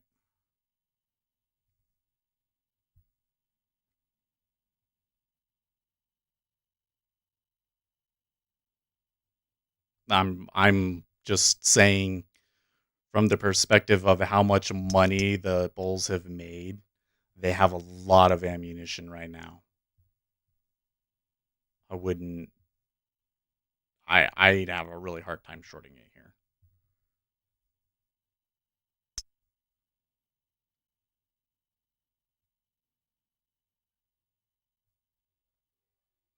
Like they expended a lot of volume holding it, and then they got up and they've made a good chunk of money. I mean, we would have to go up to new highs to fully exhaust them.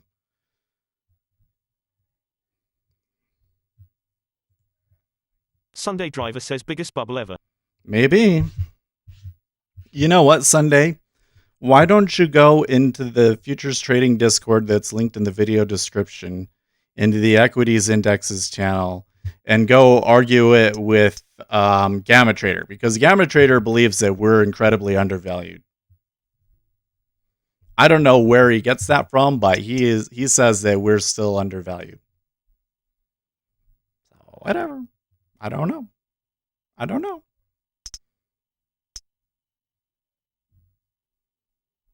You're still getting clicking on the upside. By the way, at 160, at 16 in the 10-year, there was quite a bit of large bids stacking and pulling and messing around, and they did eventually take 16 offer. They were not able to squeeze them above 16.5. So that's potentially significant, and it could matter because as the equities have been chopping around here, the treasuries have been up this whole time. So if the treasuries decide to turn back down, that could potentially pivot us. It's still 3 minutes now to the oil report. I don't know. The oil is down at the moment. If we were able to get oil to go bid, then maybe that would really help out too on the E-mini. Yeah.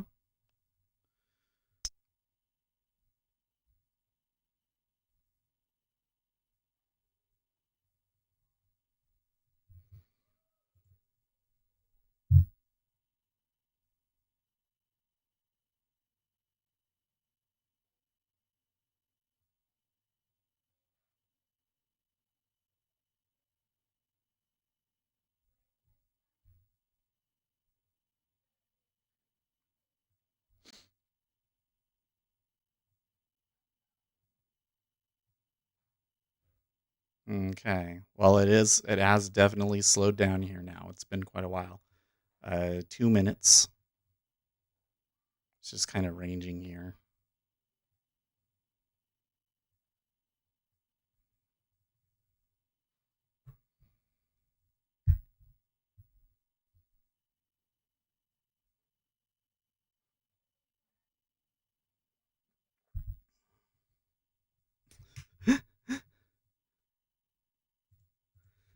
Vlad Stolyarov says I hate this market. Vlad Stolyarov says it's going up again. So when I look at the way that happened, how that dip happened, I don't think that was institutional players completely. I think those some big traders, and there's definitely big guys in there, but the institutional traders would have let it get to 35, 32. You know, if I was a big guy, I would be like, I could probably let it get down there. And then they saw everybody was absorbing like way everywhere from 34 to 39, and they were like, okay, fine, let's do it.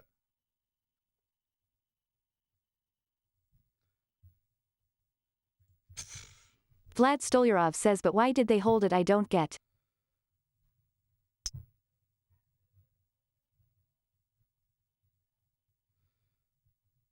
Yeah. Plan B4 I don't trade says understand what you're Sept. saying. You don't trade oil judging from previous comments. I don't. But you reckon it's influential enough to keep track of oil. I do. I think that everything is influential, Plan B. I think that overall you want to look at the whole system so that you know where the money is coming from and going to. Okay, so I see oil catching a little bit of a bid here coming into the news or the report. I want to know where the money's coming from and to, and I also kind of want to give an idea because you guys all trade different things. So I watch everything that I think is reasonable to, including the copper. I don't have a copper chart up, but we still talk about copper. I'm keeping track of copper. Okay. So there was a draw of 9.362 million versus an estimate of 1.887. That's a really big difference.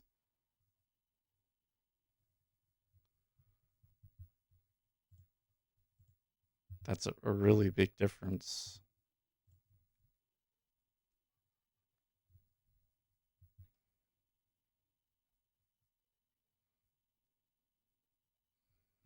So a larger than expected draw means more demand than expected, but also now there's going to be less supply than they thought. So that should move oil up, yeah?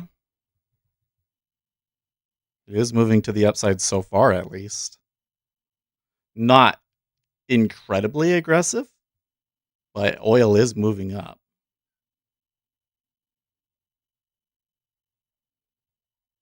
I unfortunately do not have oil set up at the moment. I need to go fix that, but I don't want to move the charts. Okay, so there was some stops. Look at that.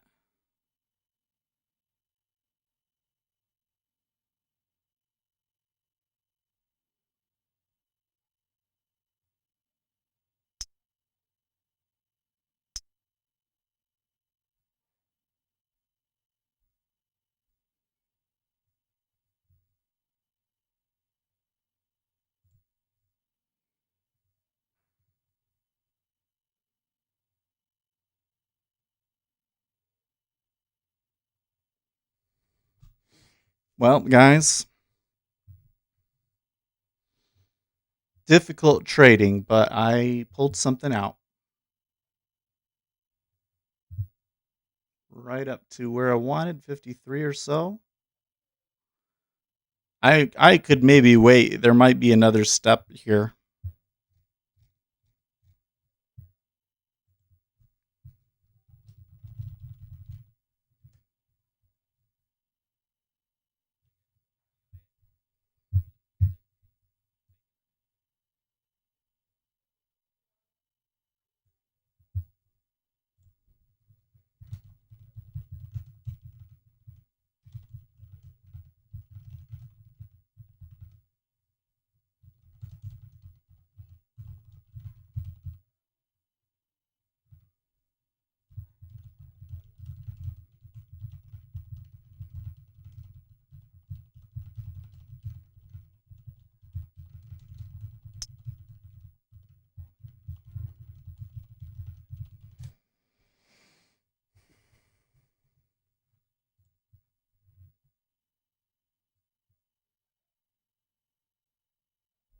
Winston's mom says, well, guys, and that's my cue to ask everyone to please take a quick second to hit the like button. Thanks. Okay, so a couple here. I want to read.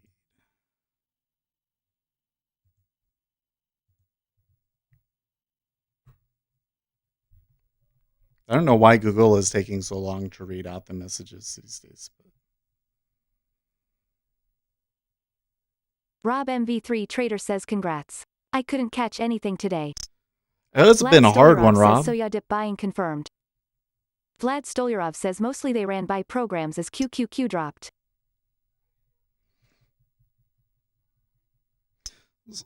My squawk is really chatty this morning. So when you look at my results here, my original short was actually a really good price, right? So I could have pulled $50 out of that if I had maybe given him more room. But then I came in and went short again much lower. So you can kind of see this one. Look, that went 24 in my favor. So that's $20 there. 15, 15, 15. But I wasn't able to ever catch a profit on them. So this could have been even better than it was. And I never really had a super bad trade, right? Maybe this one was pretty bad. That one, oh wow. It only showed MAE of 2, but I actually took negative. I actually took 5 ticks, 9 ticks off that. So that one, I guess, was a bad trade. But this one, I had seen that the sellers were exhausted, and I decided to go long and just hold it. So, and let's see here, 32. It looks like they're pulling back now, so it does look like my profit taking there was pretty solid. I'm really happy with it. I'm not happy about all of this. That I really want to do better managing those. But the question is what allowed me to get almost 60 ticks on this one? Also, why I got these losers, I don't know. I ended up doing 2 contracts on that one because I had 2 setups.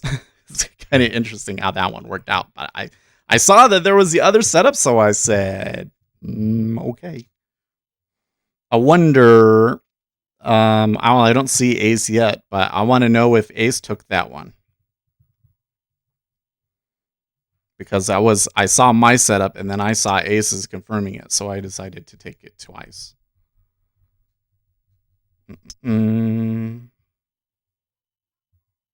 But I'm happy.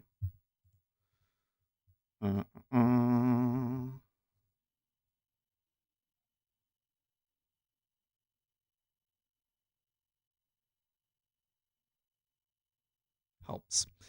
Okay. So this is going to come back a bit now. I don't see longs taking it off here.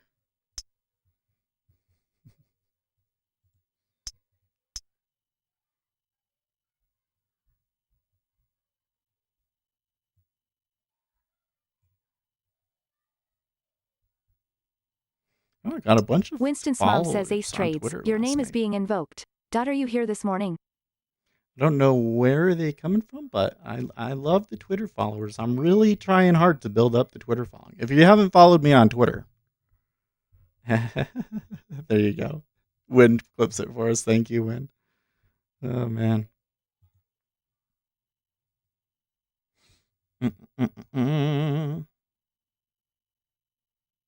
And we had a big jump up in people watching. That was interesting. Well, still got an hour here. I suppose if I see more setups, I could take it again. I'm kind of thinking though I did, I kind of hit my hey, that was a really good day target. So, and I'm also just a little, I don't know.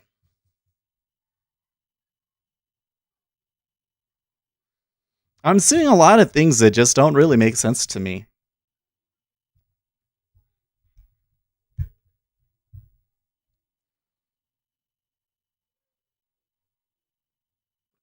Trying to talk when when my squawk is in the ear is so hard. I can't do it. Sorry. So the whole thing here is that I still really just don't understand why we had the huge ramp up into the close and then extension overnight. From yesterday's action. We're up so high. I'm really like the move. We basically moved up 50 points in the S&P 500 in the past 24 hours, which is really quite excessive. in my opinion. And then we have this huge gap. So the E-mini in particular, well, the treasuries in particular, but both the treasuries and the E-mini have this tendency where they don't like to leave gaps. I don't think that that's enough for a trade, but there's always a really strong push for a gap fill. So the sell on the open made a lot of sense to me. It was so hard to hold, you know? So we get that. It gets down there, I see the dip buying. Okay. So I go along with it. It works out. Now that we're up here, I don't see the buyers taking it off.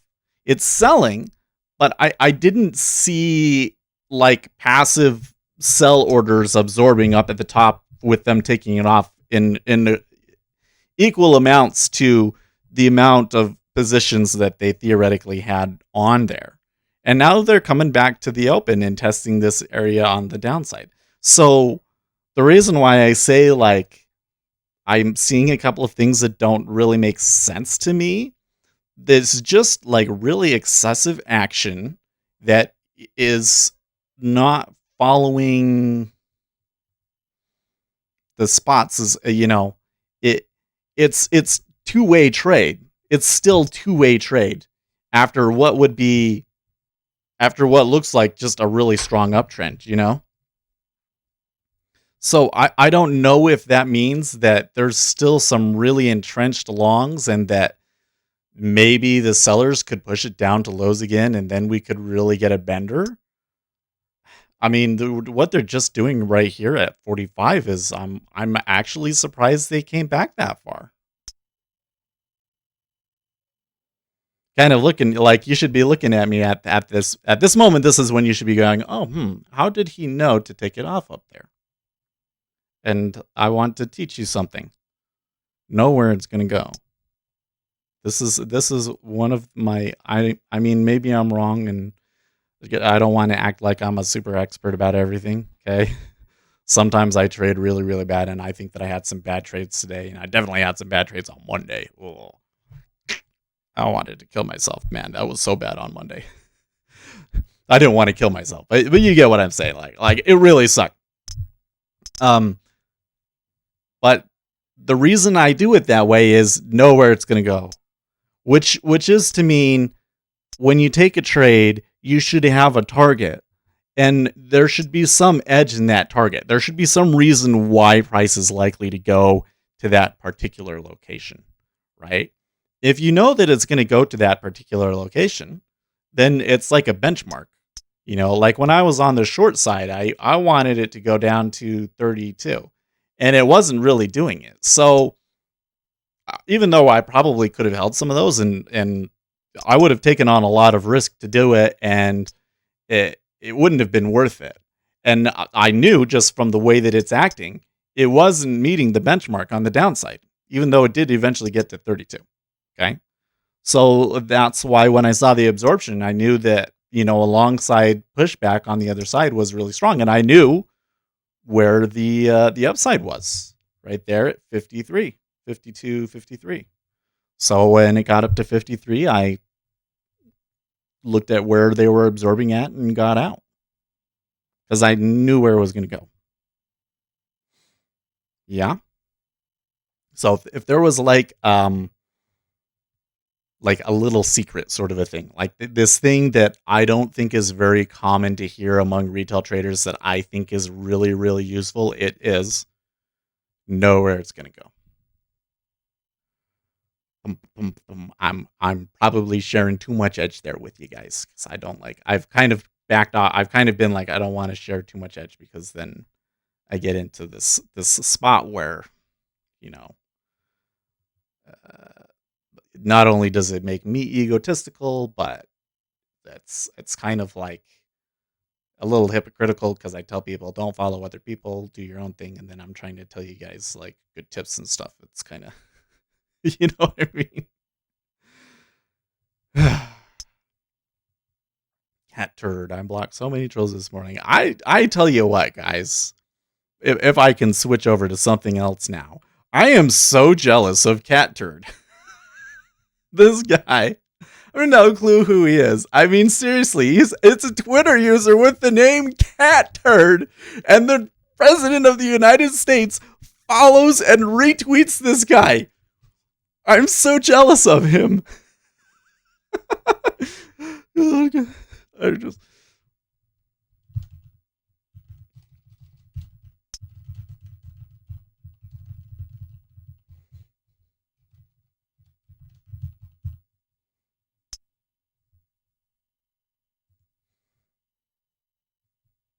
Oh, it's been deleted. Oh, he rewrote it because there was a spelling error in it. Block by.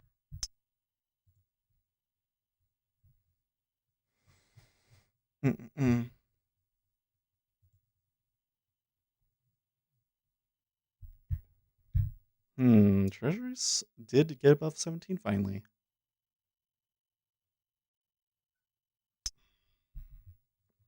Getting really frustrated with Google here. Plan B4 Trade says I think it's a decent tip, that it's not widely used, no, but not that, unheard of. Yeah. Well, I don't think that you would hear very many people say it the way that I do, right? That's the other thing that I like about it, is that when I say it, it really stands out in your mind because it sounds so ridiculous, right? As I say, know where it's going to go. And you're like, well, nobody knows where it's going to go. Of course not. But, you know, it still makes sense. I love it.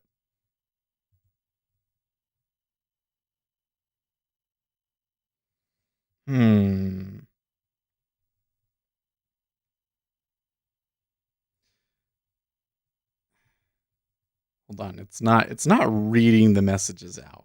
It's taking too long for the request. Says, is it acceptable to move your stops further away if you're confident your trade is going to meet your target? Even though you're opening up risk by moving your stop? Okay, so this is a good question, Alex, and here's my opinion on it. When I take a trade, I generally speaking have an idea of where it's going to go. If it's like really testy action and I'm not sure that I can really hold on to it so it's long enough for it to go to my really far away spot, then I'll use kind of more historical measures about the range, and so that's where you usually see me take 16 ticks, right? But generally I have an idea of where I want it to go, and based on where I want it to go is how I determine my risk, right? So if I think that it's going to go up to 53, and that's, 20 points away, if I held a 10-point stop, that's still a 2-to-1 risk reward, right? That's 10-point stop is really big. You usually don't need a stop that big. So what you will see me do is I'll have a stop that gets put out automatically, which is far away and that I don't expect to get hit unless like a piece of news comes out and just really sweeps it against me, right? If that stop gets hit, something's wrong, right? And then I'll move it up. So you saw here today, I took it like -8 ticks a couple of times there. I was willing to lose that much because I knew the upside potential on it, right? So I moved the stop, and I might move the stop down, but never more than that it would upset my risk reward, right? In the end, my winners need to be twice the size of my losers. Thanks for the response. I've noticed that in my trades, when attempting to scalp, I get stopped out too soon before I meet my target. Yeah. Well, so my question at that point, Alex, would be like, what are you trading and what are you setting your stop and so forth like that? Is an automatic stop setting in NinjaTrader? Well, you can set up a strategy in NinjaTrader and it will automatically set a stop and a target for you. But I'm doing it in Jigsaw and I use it through the strategies setup and I set a stop. Yeah, I went to Googling cat chart and I found when POTUS retweets me, I always like to raise awareness to save or rescue a pet. Meet Smiles. They'll give you more love than you can believe. I know, right? This guy is so funny. I can't believe that the president is just so. I'm so jealous of this guy. The president retweets him. Trading in ES and usually have my strategy set to a 1-point scalp and set a stop for 8 ticks. Okay. Yeah. So here's what I would say about that. What do you what is your win rate with that? Because you're trying to get 1 point and you're risking 2 points. You realize that for that to work out, you have to be winning like almost 80% of the time, right? It was especially like after you account for slippage and everything else like that, probably you have to win 80% of the time, right? So if you're hitting like, when you say I get stopped out a lot, that's probably, that's not good. So this is what I would say, right? I'm starting to see my win-lose is not 80%. Okay. So I'm going to draw a picture. Where is my pen? Actually, let's do it with just with the pencil. Okay. So we're going to make a graph here. And this is going to be the reward. Okay. So, this is risk. Or, sorry, how do I do this?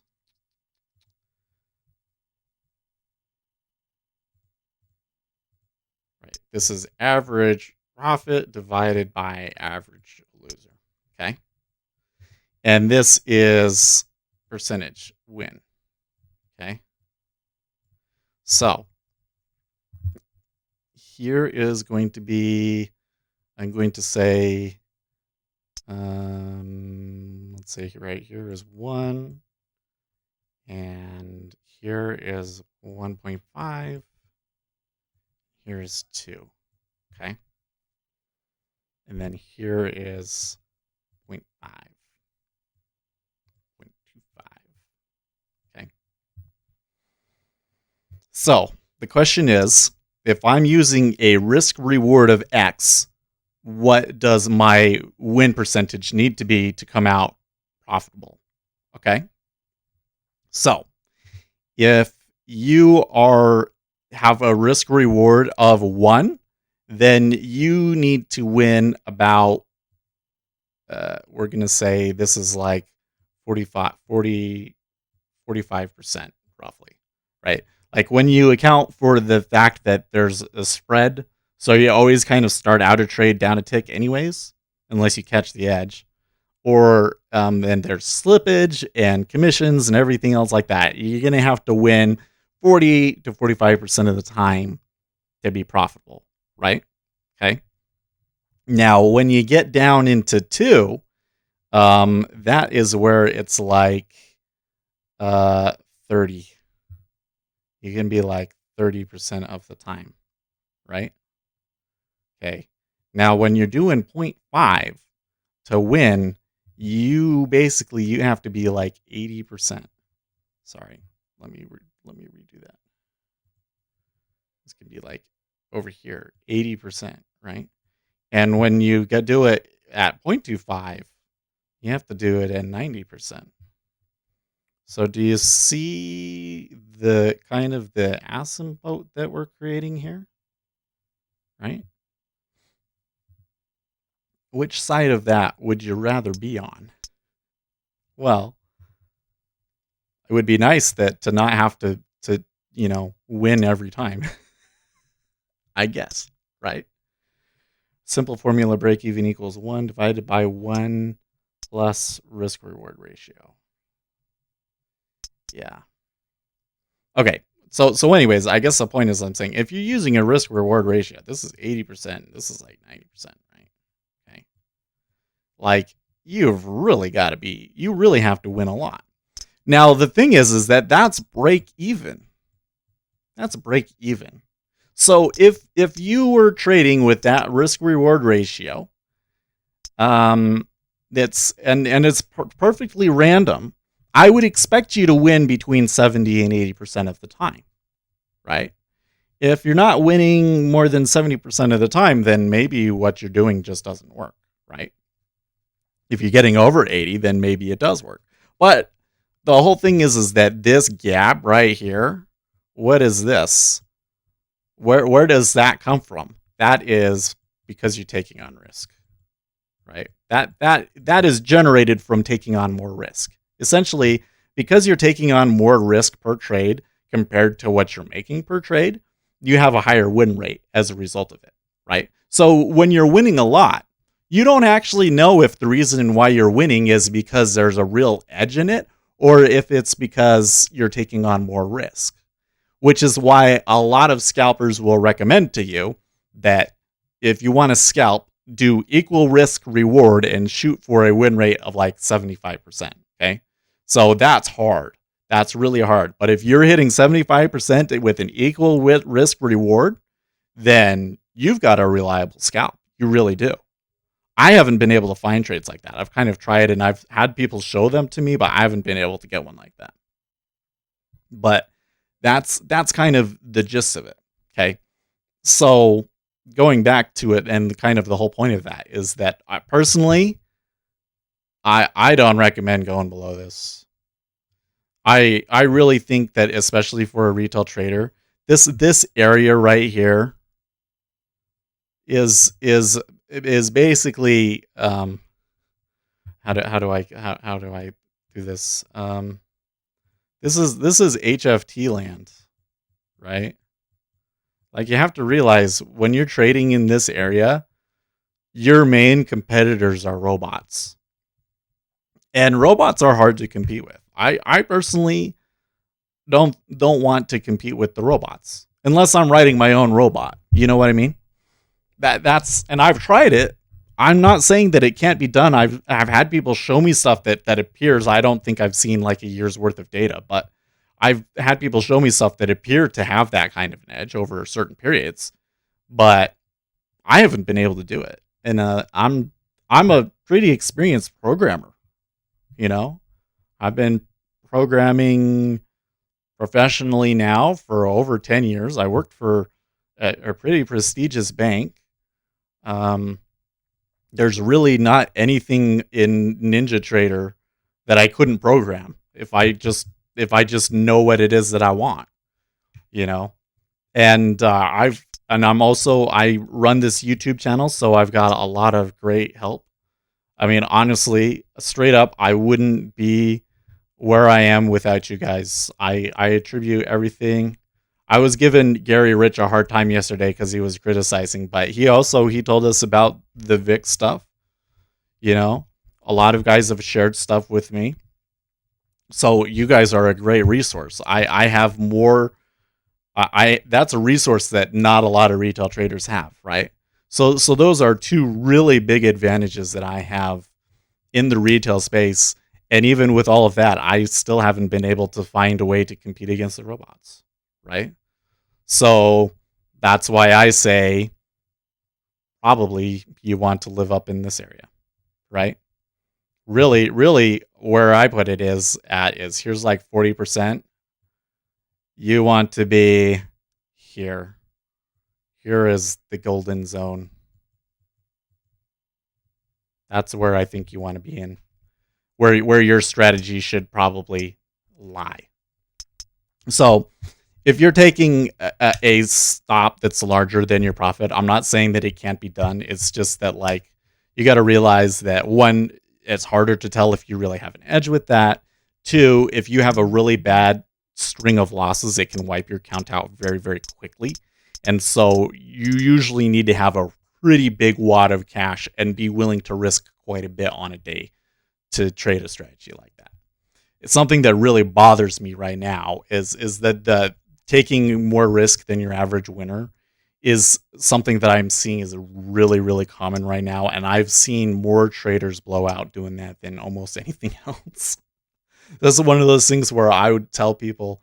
So just as an example, there's a guy, AK, and I'm sure he's okay with talking about this, but he was showing me a strategy that he had found from somebody else, or he had posted it on a Facebook group, and I'm like, nope, that's a bad idea. Like, it's not going to work. because this thing was taking like, it was 4-1. It was like his stop was 4 times. He was risking 16 ticks to take 4 ticks on the E-mini is what it was. I'm like, that's never going to work. Like, it's going to seem like it works because it wins all the time. But then one day it's just going to blow out the whole account in one day. He's like, nah, he didn't believe me. And then he disappeared for like 6 months and he came back and he was like, oh, Seth, you were so right. I wish that I had listened because he had blown all, a good chunk of money. So I'm just warning you. I've seen a lot of people blow out doing that. My recommendation would be to try and find something where you can get a skewed risk reward, where your winners can be much, much larger than your losers. And then, add on top of that a probabilistic edge. So a probabilistic edge means that because of what you're taking, you have a much higher percentage of actually getting a winner out of it. So I trade along with news, for instance.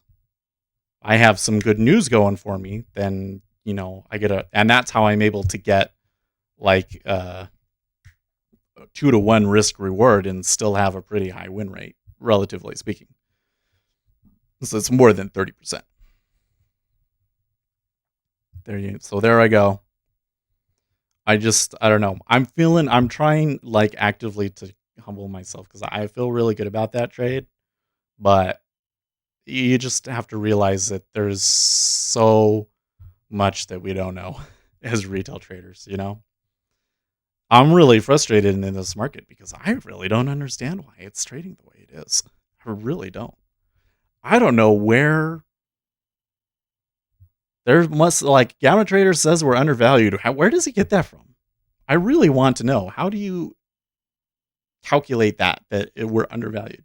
What would be fair value? Anyways, so let's always be humble. Always try to be humble.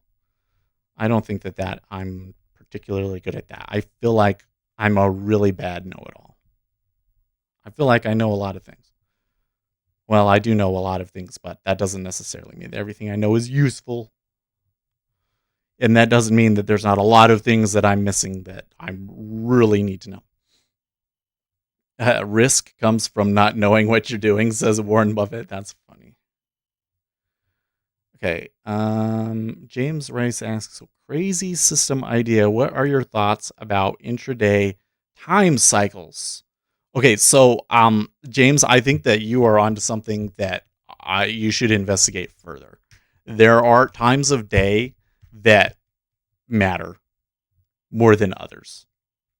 So I have found that very often when we're looking for a reversal and stuff, we are always looking for like a certain price, But what I have found is that a lot of these big traders, the amount that they're making and all of that doesn't really matter to them as much.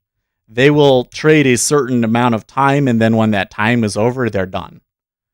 So, that first hour of the E-mini in particular, after that, you get into 10:15 to 10:45. That's a time period where we see an unusually high number of reversals, daily reversals in that happen at that time of day. Right. You go way later into the day, the Treasuries pit closes at 1:00. I don't think that everybody realizes that, but the Treasury options pit closes at 3:00 Eastern time. It's 1:00 my time. 3:00 Eastern time. So an hour before the equities market closes. So you will see unusual behaviors in all of the markets at that time because all of these E-mini longs are, at least in the past, have been hedging themselves against interest rates using the treasuries. So that affects the E-mini. And then 10 minutes before the close, you get the market on close, market on close report, where they can see what the imbalance between market on close buys and sells is. At noon Eastern time, you've got lunch, right? So there are all sorts of cycles that happen because of just the institutional trading day. And so keeping track of what time it is and everything else like that there's some edge to it. I wouldn't necessarily say, like, to me, like a true edge means that if you trade just that and nothing but that, you will come out profitable. I think that a lot of that kind of ends up being more base, which means that it will get you to break even, but it's things that you really want to know. But that's also something that you're going to have to, like, you know, do some investigation and studies on your own and figure out what happens at certain times and how it behaves. There, aces. So, Ace, I was wondering if you took that long back at, like, where was it? 35. Where was it?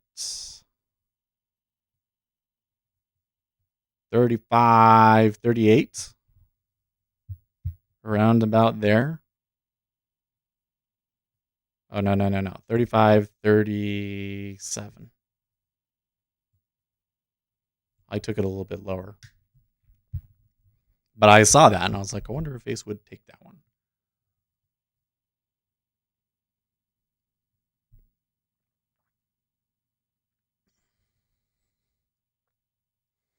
I missed it, I think, rough. Yeah. Well, let me show you my results. So I caught the long. So in the end, I ended up. I'm not so happy about all of this down in here, though, because I had a number of trades. Look at this one, went 23 ticks in my favor, and I only took 1 tick. I just, you know, I scratched it. I took one to pay for the commission. I was like, and then it did it to me a bunch of times. Right here was I got 14 ticks and I got 14 ticks, but I wasn't just like sticking my take profit out there. And it started swinging around so wildly that I just really got. But eventually I saw that the seller had finally been exhausted and that the buy the dip was going to win out. So I was able to hold that one. I agreed. Several trades offered 2 points. I just moved to break even and got stopped out over and over. Yeah. I feel like ES and I are in a battered spot. She's abusive, isn't she? I'm telling you, that's the popular girl school. She's the one you marry. She's, you know, like the one that throws the blow dryer at you. She is. You know, some of the other ones like oil, she'll just slash your tires and leave you high and dry. But ES, it will always be an on and off relationship. She beats me, and yet I keep going back to her. Oh. I feel you, man. I feel you. So let's check out our stocks, because there was a couple of stocks that we were looking at that we were interested in, because Congress is passing a bill that has to do with rare earth minerals. And there are 2 stocks that I know of, at least, that we can... Oh, hold on. Let's rearrange this. Okay. Why is it not giving me today's action in LYSCF? 5 minutes. I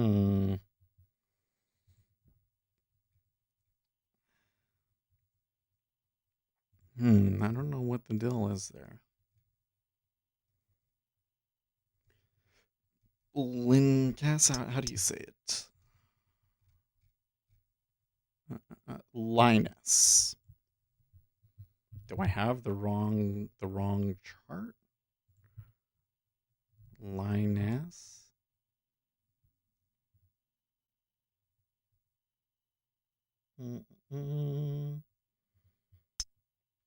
LYSCF. Yeah, that's it. I don't know why. I'm just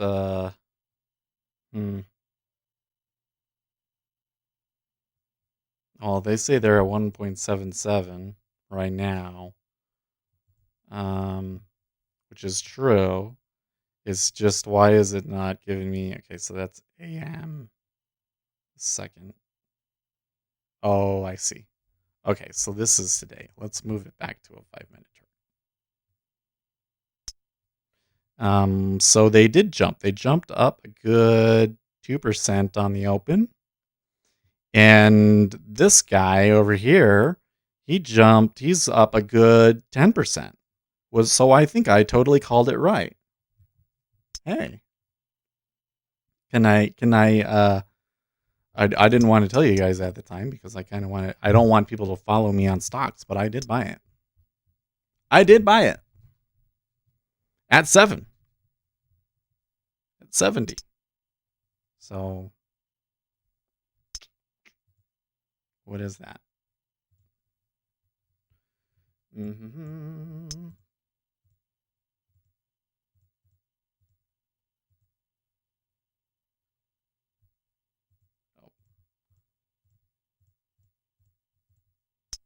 Right.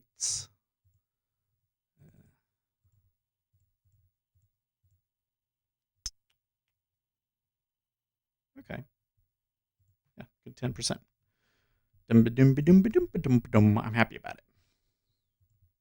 So, but the thing that makes me happy about it was I was looking at this guy right here, LYSCF. It is up 2%, but they are a rare earth minerals processor, okay, in Texas. So they process the rare earth minerals. This guy right here, REEMF, is a mine in Wyoming, rare earth mineral mine in Wyoming, and the bill that is going through Congress is kind of like a tax rebate to help equalize the amount of support that, because Chinese rare earth mines get a lot of support from the government, so they're giving our mines, and that will reduce their operating expenses. So that's why I wanted to go into the mine, and they're up 10%. So that's pretty cool. I will see how it goes over the next few days, but it was just a teeny little. It was a little. It's a penny stock, so I'm like, well, why not? Also, so we got a couple of others we need to look at, huh? So we got Tesla going on here. Tesla taken quite a beating today. I mean, I thought that when they were offering shares that would make them sell, but it wasn't too bad yesterday. But now today they're taking quite the beating. Quite the beating. Wow, somebody blew 4,000 on micro. How do you do that? Man. Okay. Well, that's interesting. And then we got to look at, there's the VIX. What are we missing? No, I can get rid of that. What is their ticker name? Oh, DraftKings. There we go. Okay, so DraftKings news with Michael Jordan up a good, they were up like maybe at the top of that, it was almost 10%, huh? But it looks like it's retracing significantly. I wonder if they're going to retrace that whole move. I was kind of saying with this one, I was like, well, that probably is going to move the stock, but you always got to be careful about celebrity endorsement stocks. I have learned, I remember back in the day when I was like first trading, one of the small stocks that I decided to go into was a company that was making headphones with 50 Cent, I think it was. So 50 Cent goes into this stock and it just takes off. And I was like, I'll take a sim trade on it. So it takes off. And then held it for weeks and weeks, like months and months. And then one day it just like fizzled out. And that was the end of it. And then later, I think they declared bankruptcy, I believe. And it was like, oh, all of the insiders, 50 Cent and all his buddies knew what was going on and dumped. And it's not like at that point it's non-public information, but where are you going to find that information from, right? So it's like, can't win that game. We spent a week at a dude ranch in Cody, Wyoming. I love that vacation. A dude ranch is a great family vacation. Horses, campfires, riding, fishing, and a rodeo. Well, I tell you what, if Wyoming becomes the United States rare earth mineral hotspot, then Wyoming's going to be a happening place in the future. This fly still flying around in this room. Was it a Corona rodeo? Okay, so the S&P is above the average Wall Street price target by the most on record. Really?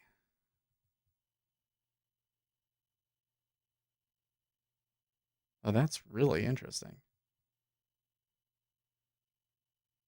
No matter what happens, Wyoming will never be a happening place. Lol. It is. I mean, when you realize that Evanston is the largest city in Wyoming, and then you're in Evanston, you realize how small it is. Like, holy crap, there is nothing there. But if that mine takes off, dude, like you realize, the amount of business that would come up there if, oh my gosh, this fly.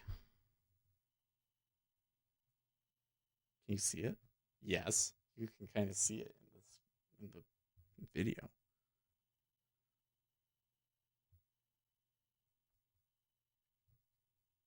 Almost got him there. What did the cowboy say at his second rodeo? This ain't my first rodeo, of course. What did the bull say at the second rodeo?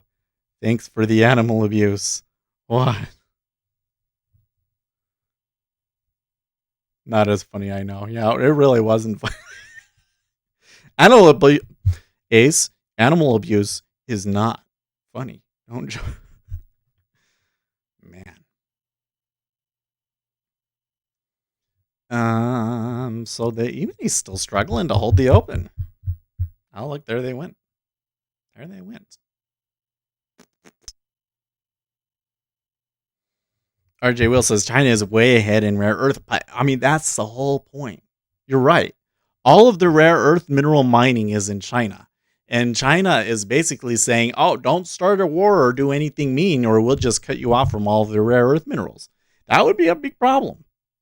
That would be a really big problem for Western societies. I mean, like, they use this in missiles and military technology and stuff. It's not just cell phones. So it's very important. And Congress understands that it's very important to develop the United States rare earth mineral industry. So I think that this is a place where there is a lot of potential for growth, right? So you got something that's not very well developed right now. It's kind of depressed, and the government wants to help them. And the thing that they have, if it actually gets built out and everything, is extremely valuable. One of the most valuable businesses in the economy. So, yeah. Could be big, but it depends on a lot of things, doesn't it? It's a very speculative trade. It's a very speculative trade with a lot of upside potential, I think. So that's what it was. Rare Earth Resources was the one, after doing all of my research, that I felt was the best play.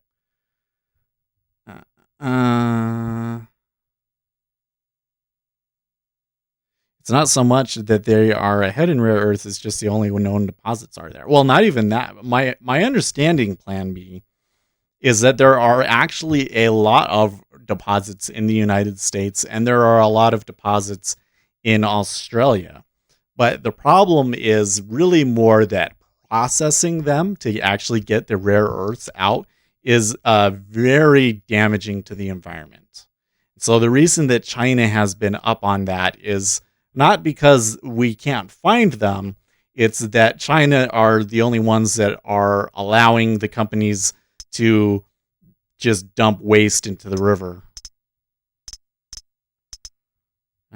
There's plenty in Afghanistan region, and here China has been buying up domestic mining companies. Yes.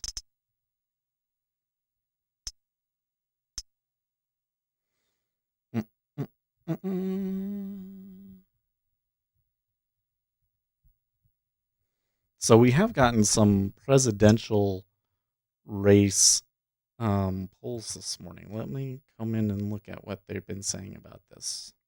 Neat Silver's been going off all morning.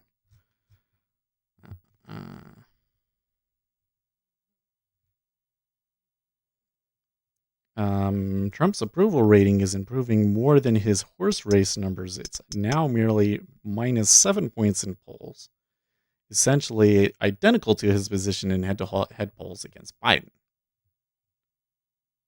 Yeah, okay.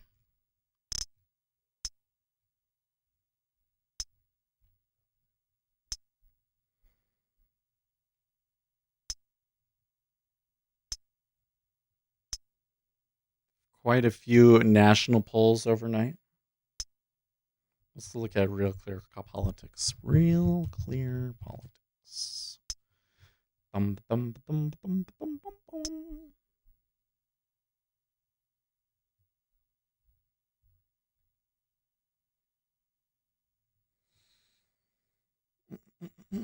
So there's the average top battlegrounds. Okay.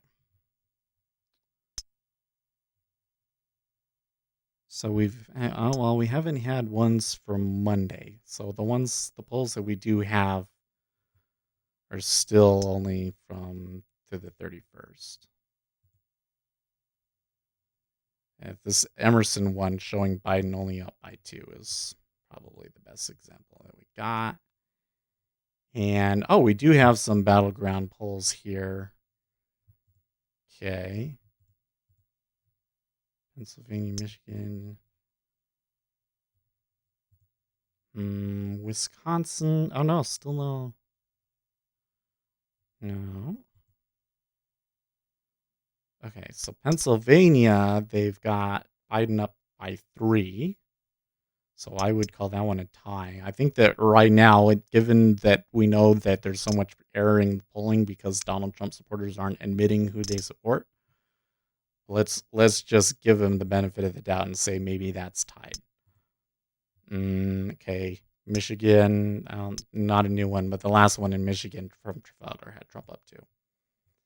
Yeah, it's still weird that so a few more polls, but really not telling us what we want to know. And it's incredibly unusual because, yeah. Zero Hedge asks, is delaying herd immunity costing lives? Good question. I don't know. I wish I did. Jack Henderson, how are we all? Oh, thank you very much for asking. I think that we're doing okay today.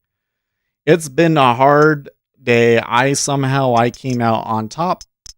And now that I've done so, I am just like, peace out, because some crazy action. Like, honestly. Why do ducks fly upside down over Wyoming? There's nothing worth crapping. Oh my gosh.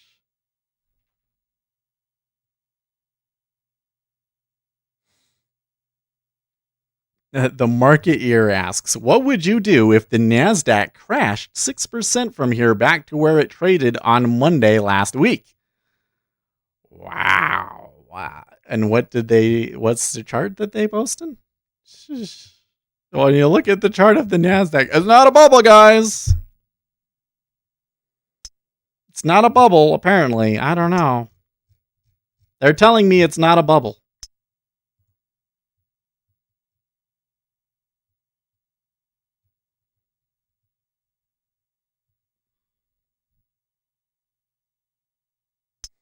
It's really interesting that they're still struggling on the open price.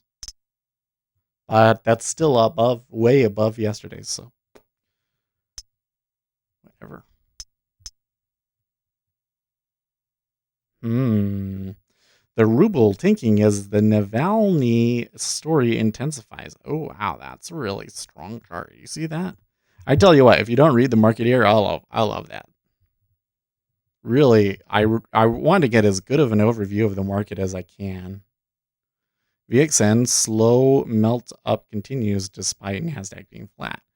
They're still taking on more options.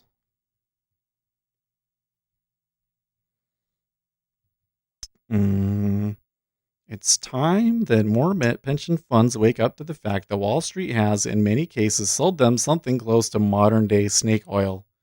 It seems you can dump anything and buy calls these days. Huh.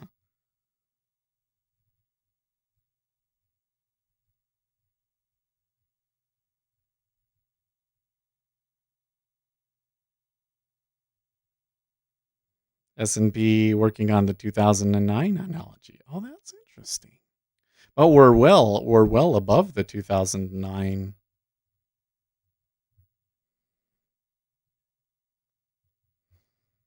I remember this move right here in the S&P 500 back in 2009. I remember that because I caught all of this. I was like, yep, it's bouncing, like it's over. And then I was like, okay, here's a Head and Shoulders. Maybe I'm at, maybe. And up to that point, I was all technical analysis. And then it just bounced higher. And that was the point at which I was like, maybe it doesn't matter.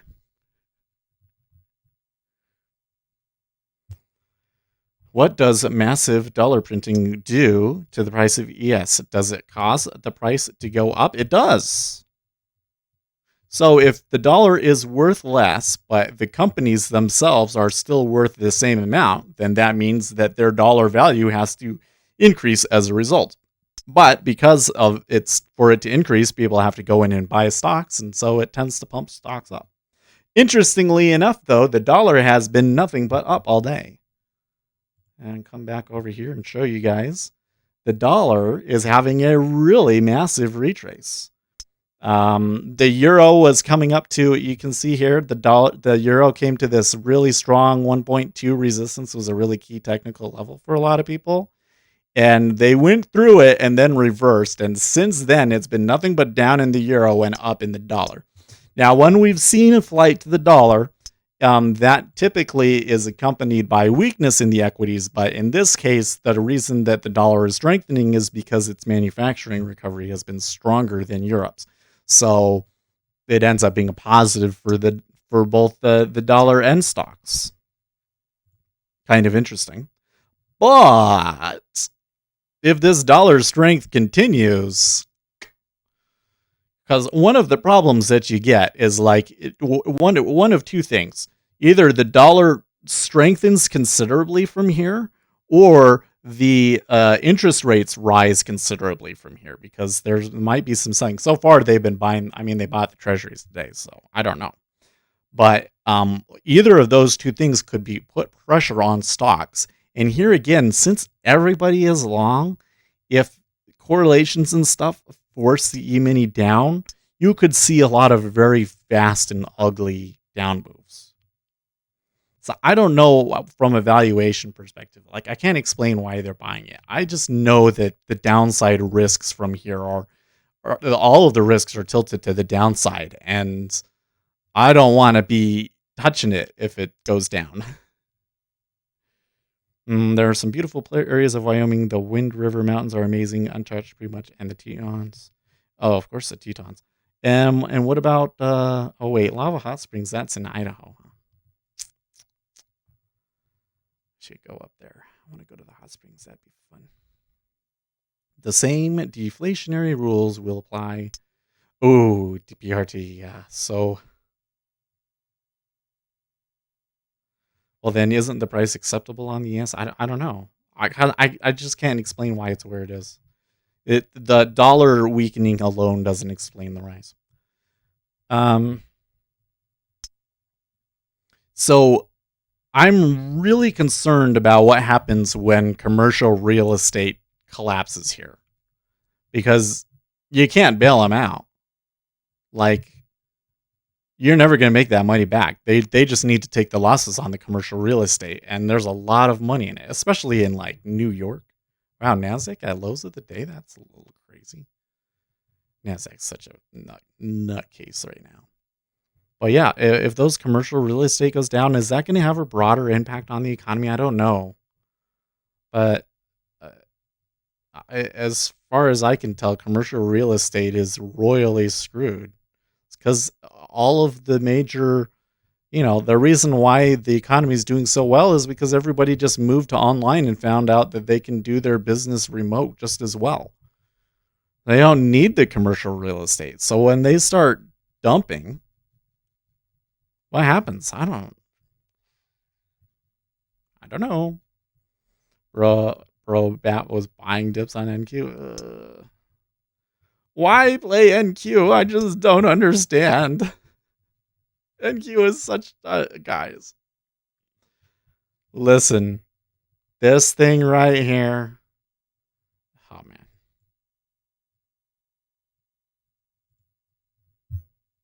This thing right here. The Widowmaker. Seriously. Seriously. I just put it right here up at the top. It is the Widowmaker.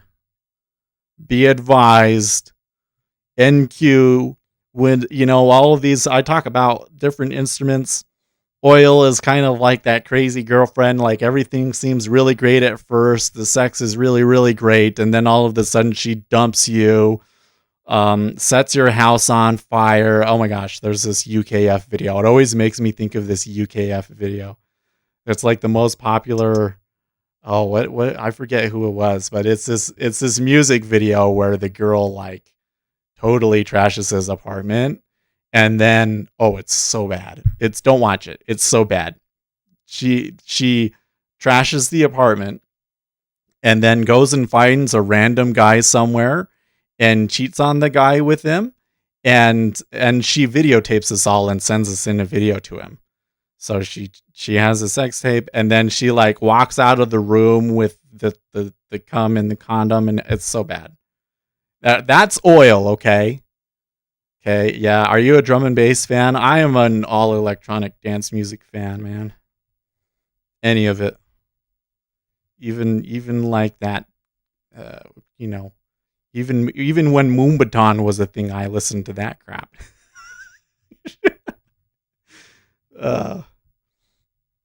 Anyways, that's oil. But NQ, she ain't even going to give you the time of day. She will just wreck you. She will just wreck you, man.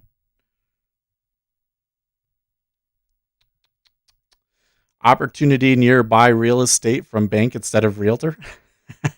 Hey, that's a good thought, Alois.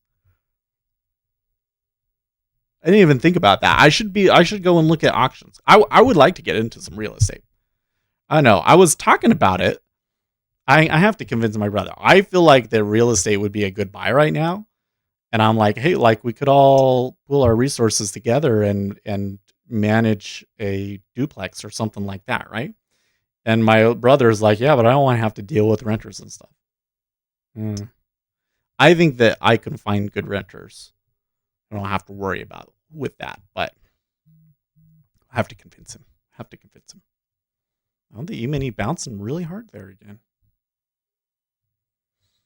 This is just trading, man. There's like no news. The news squawk hasn't said anything for a while now. They wouldn't shut up, and now they haven't said anything for like 30, 40 minutes. What would it take to get into a REIT? I don't know.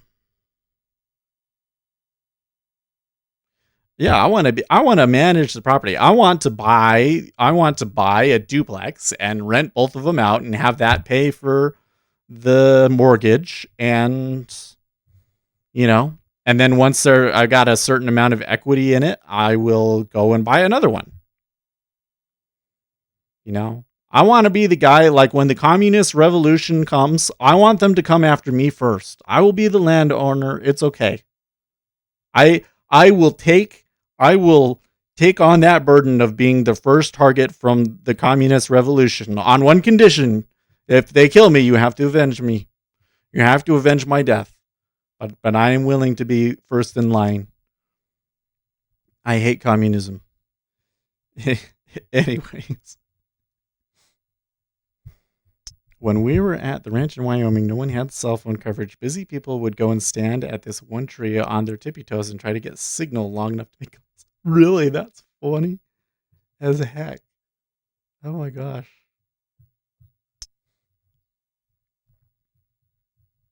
How long ago was that? I'm sure that the coverage is probably better now.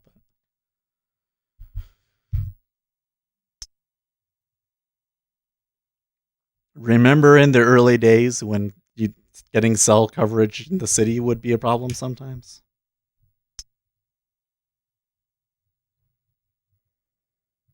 RJ says it's a tsunami. Yes, it will.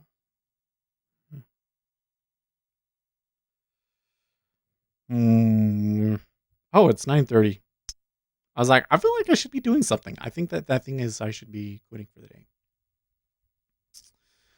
Well, guys, tomorrow and Friday are going to be wild days, I think.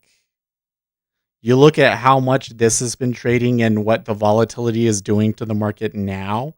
And then we actually have real news tomorrow with the unemployment claims and the the non-farms. And I really don't have any clue how that's going to turn out. And I bet you that it's going to be another situation where the actual number could be significantly different from what people are expecting. Yeah. So, be safe. Don't waste too much money trying to mess with this thing. Maybe we get a good trade tomorrow or Friday. And if not, there will probably be a lot more opportunities after Labor Day. So, my horse thought she was pregnant. She really wanted to be pregnant. I hope she finally. What? Dude, I saw a video of a pregnant horse the other day. I was like, what is wrong with that horse? Oh, it's pregnant. Felt so dumb. See, why did I just tell you that? Because I felt so dumb. Oh, it really made you feel dumb. Well, I tell you what we should do is we should go tell our stream about that. Stay profitable, friends.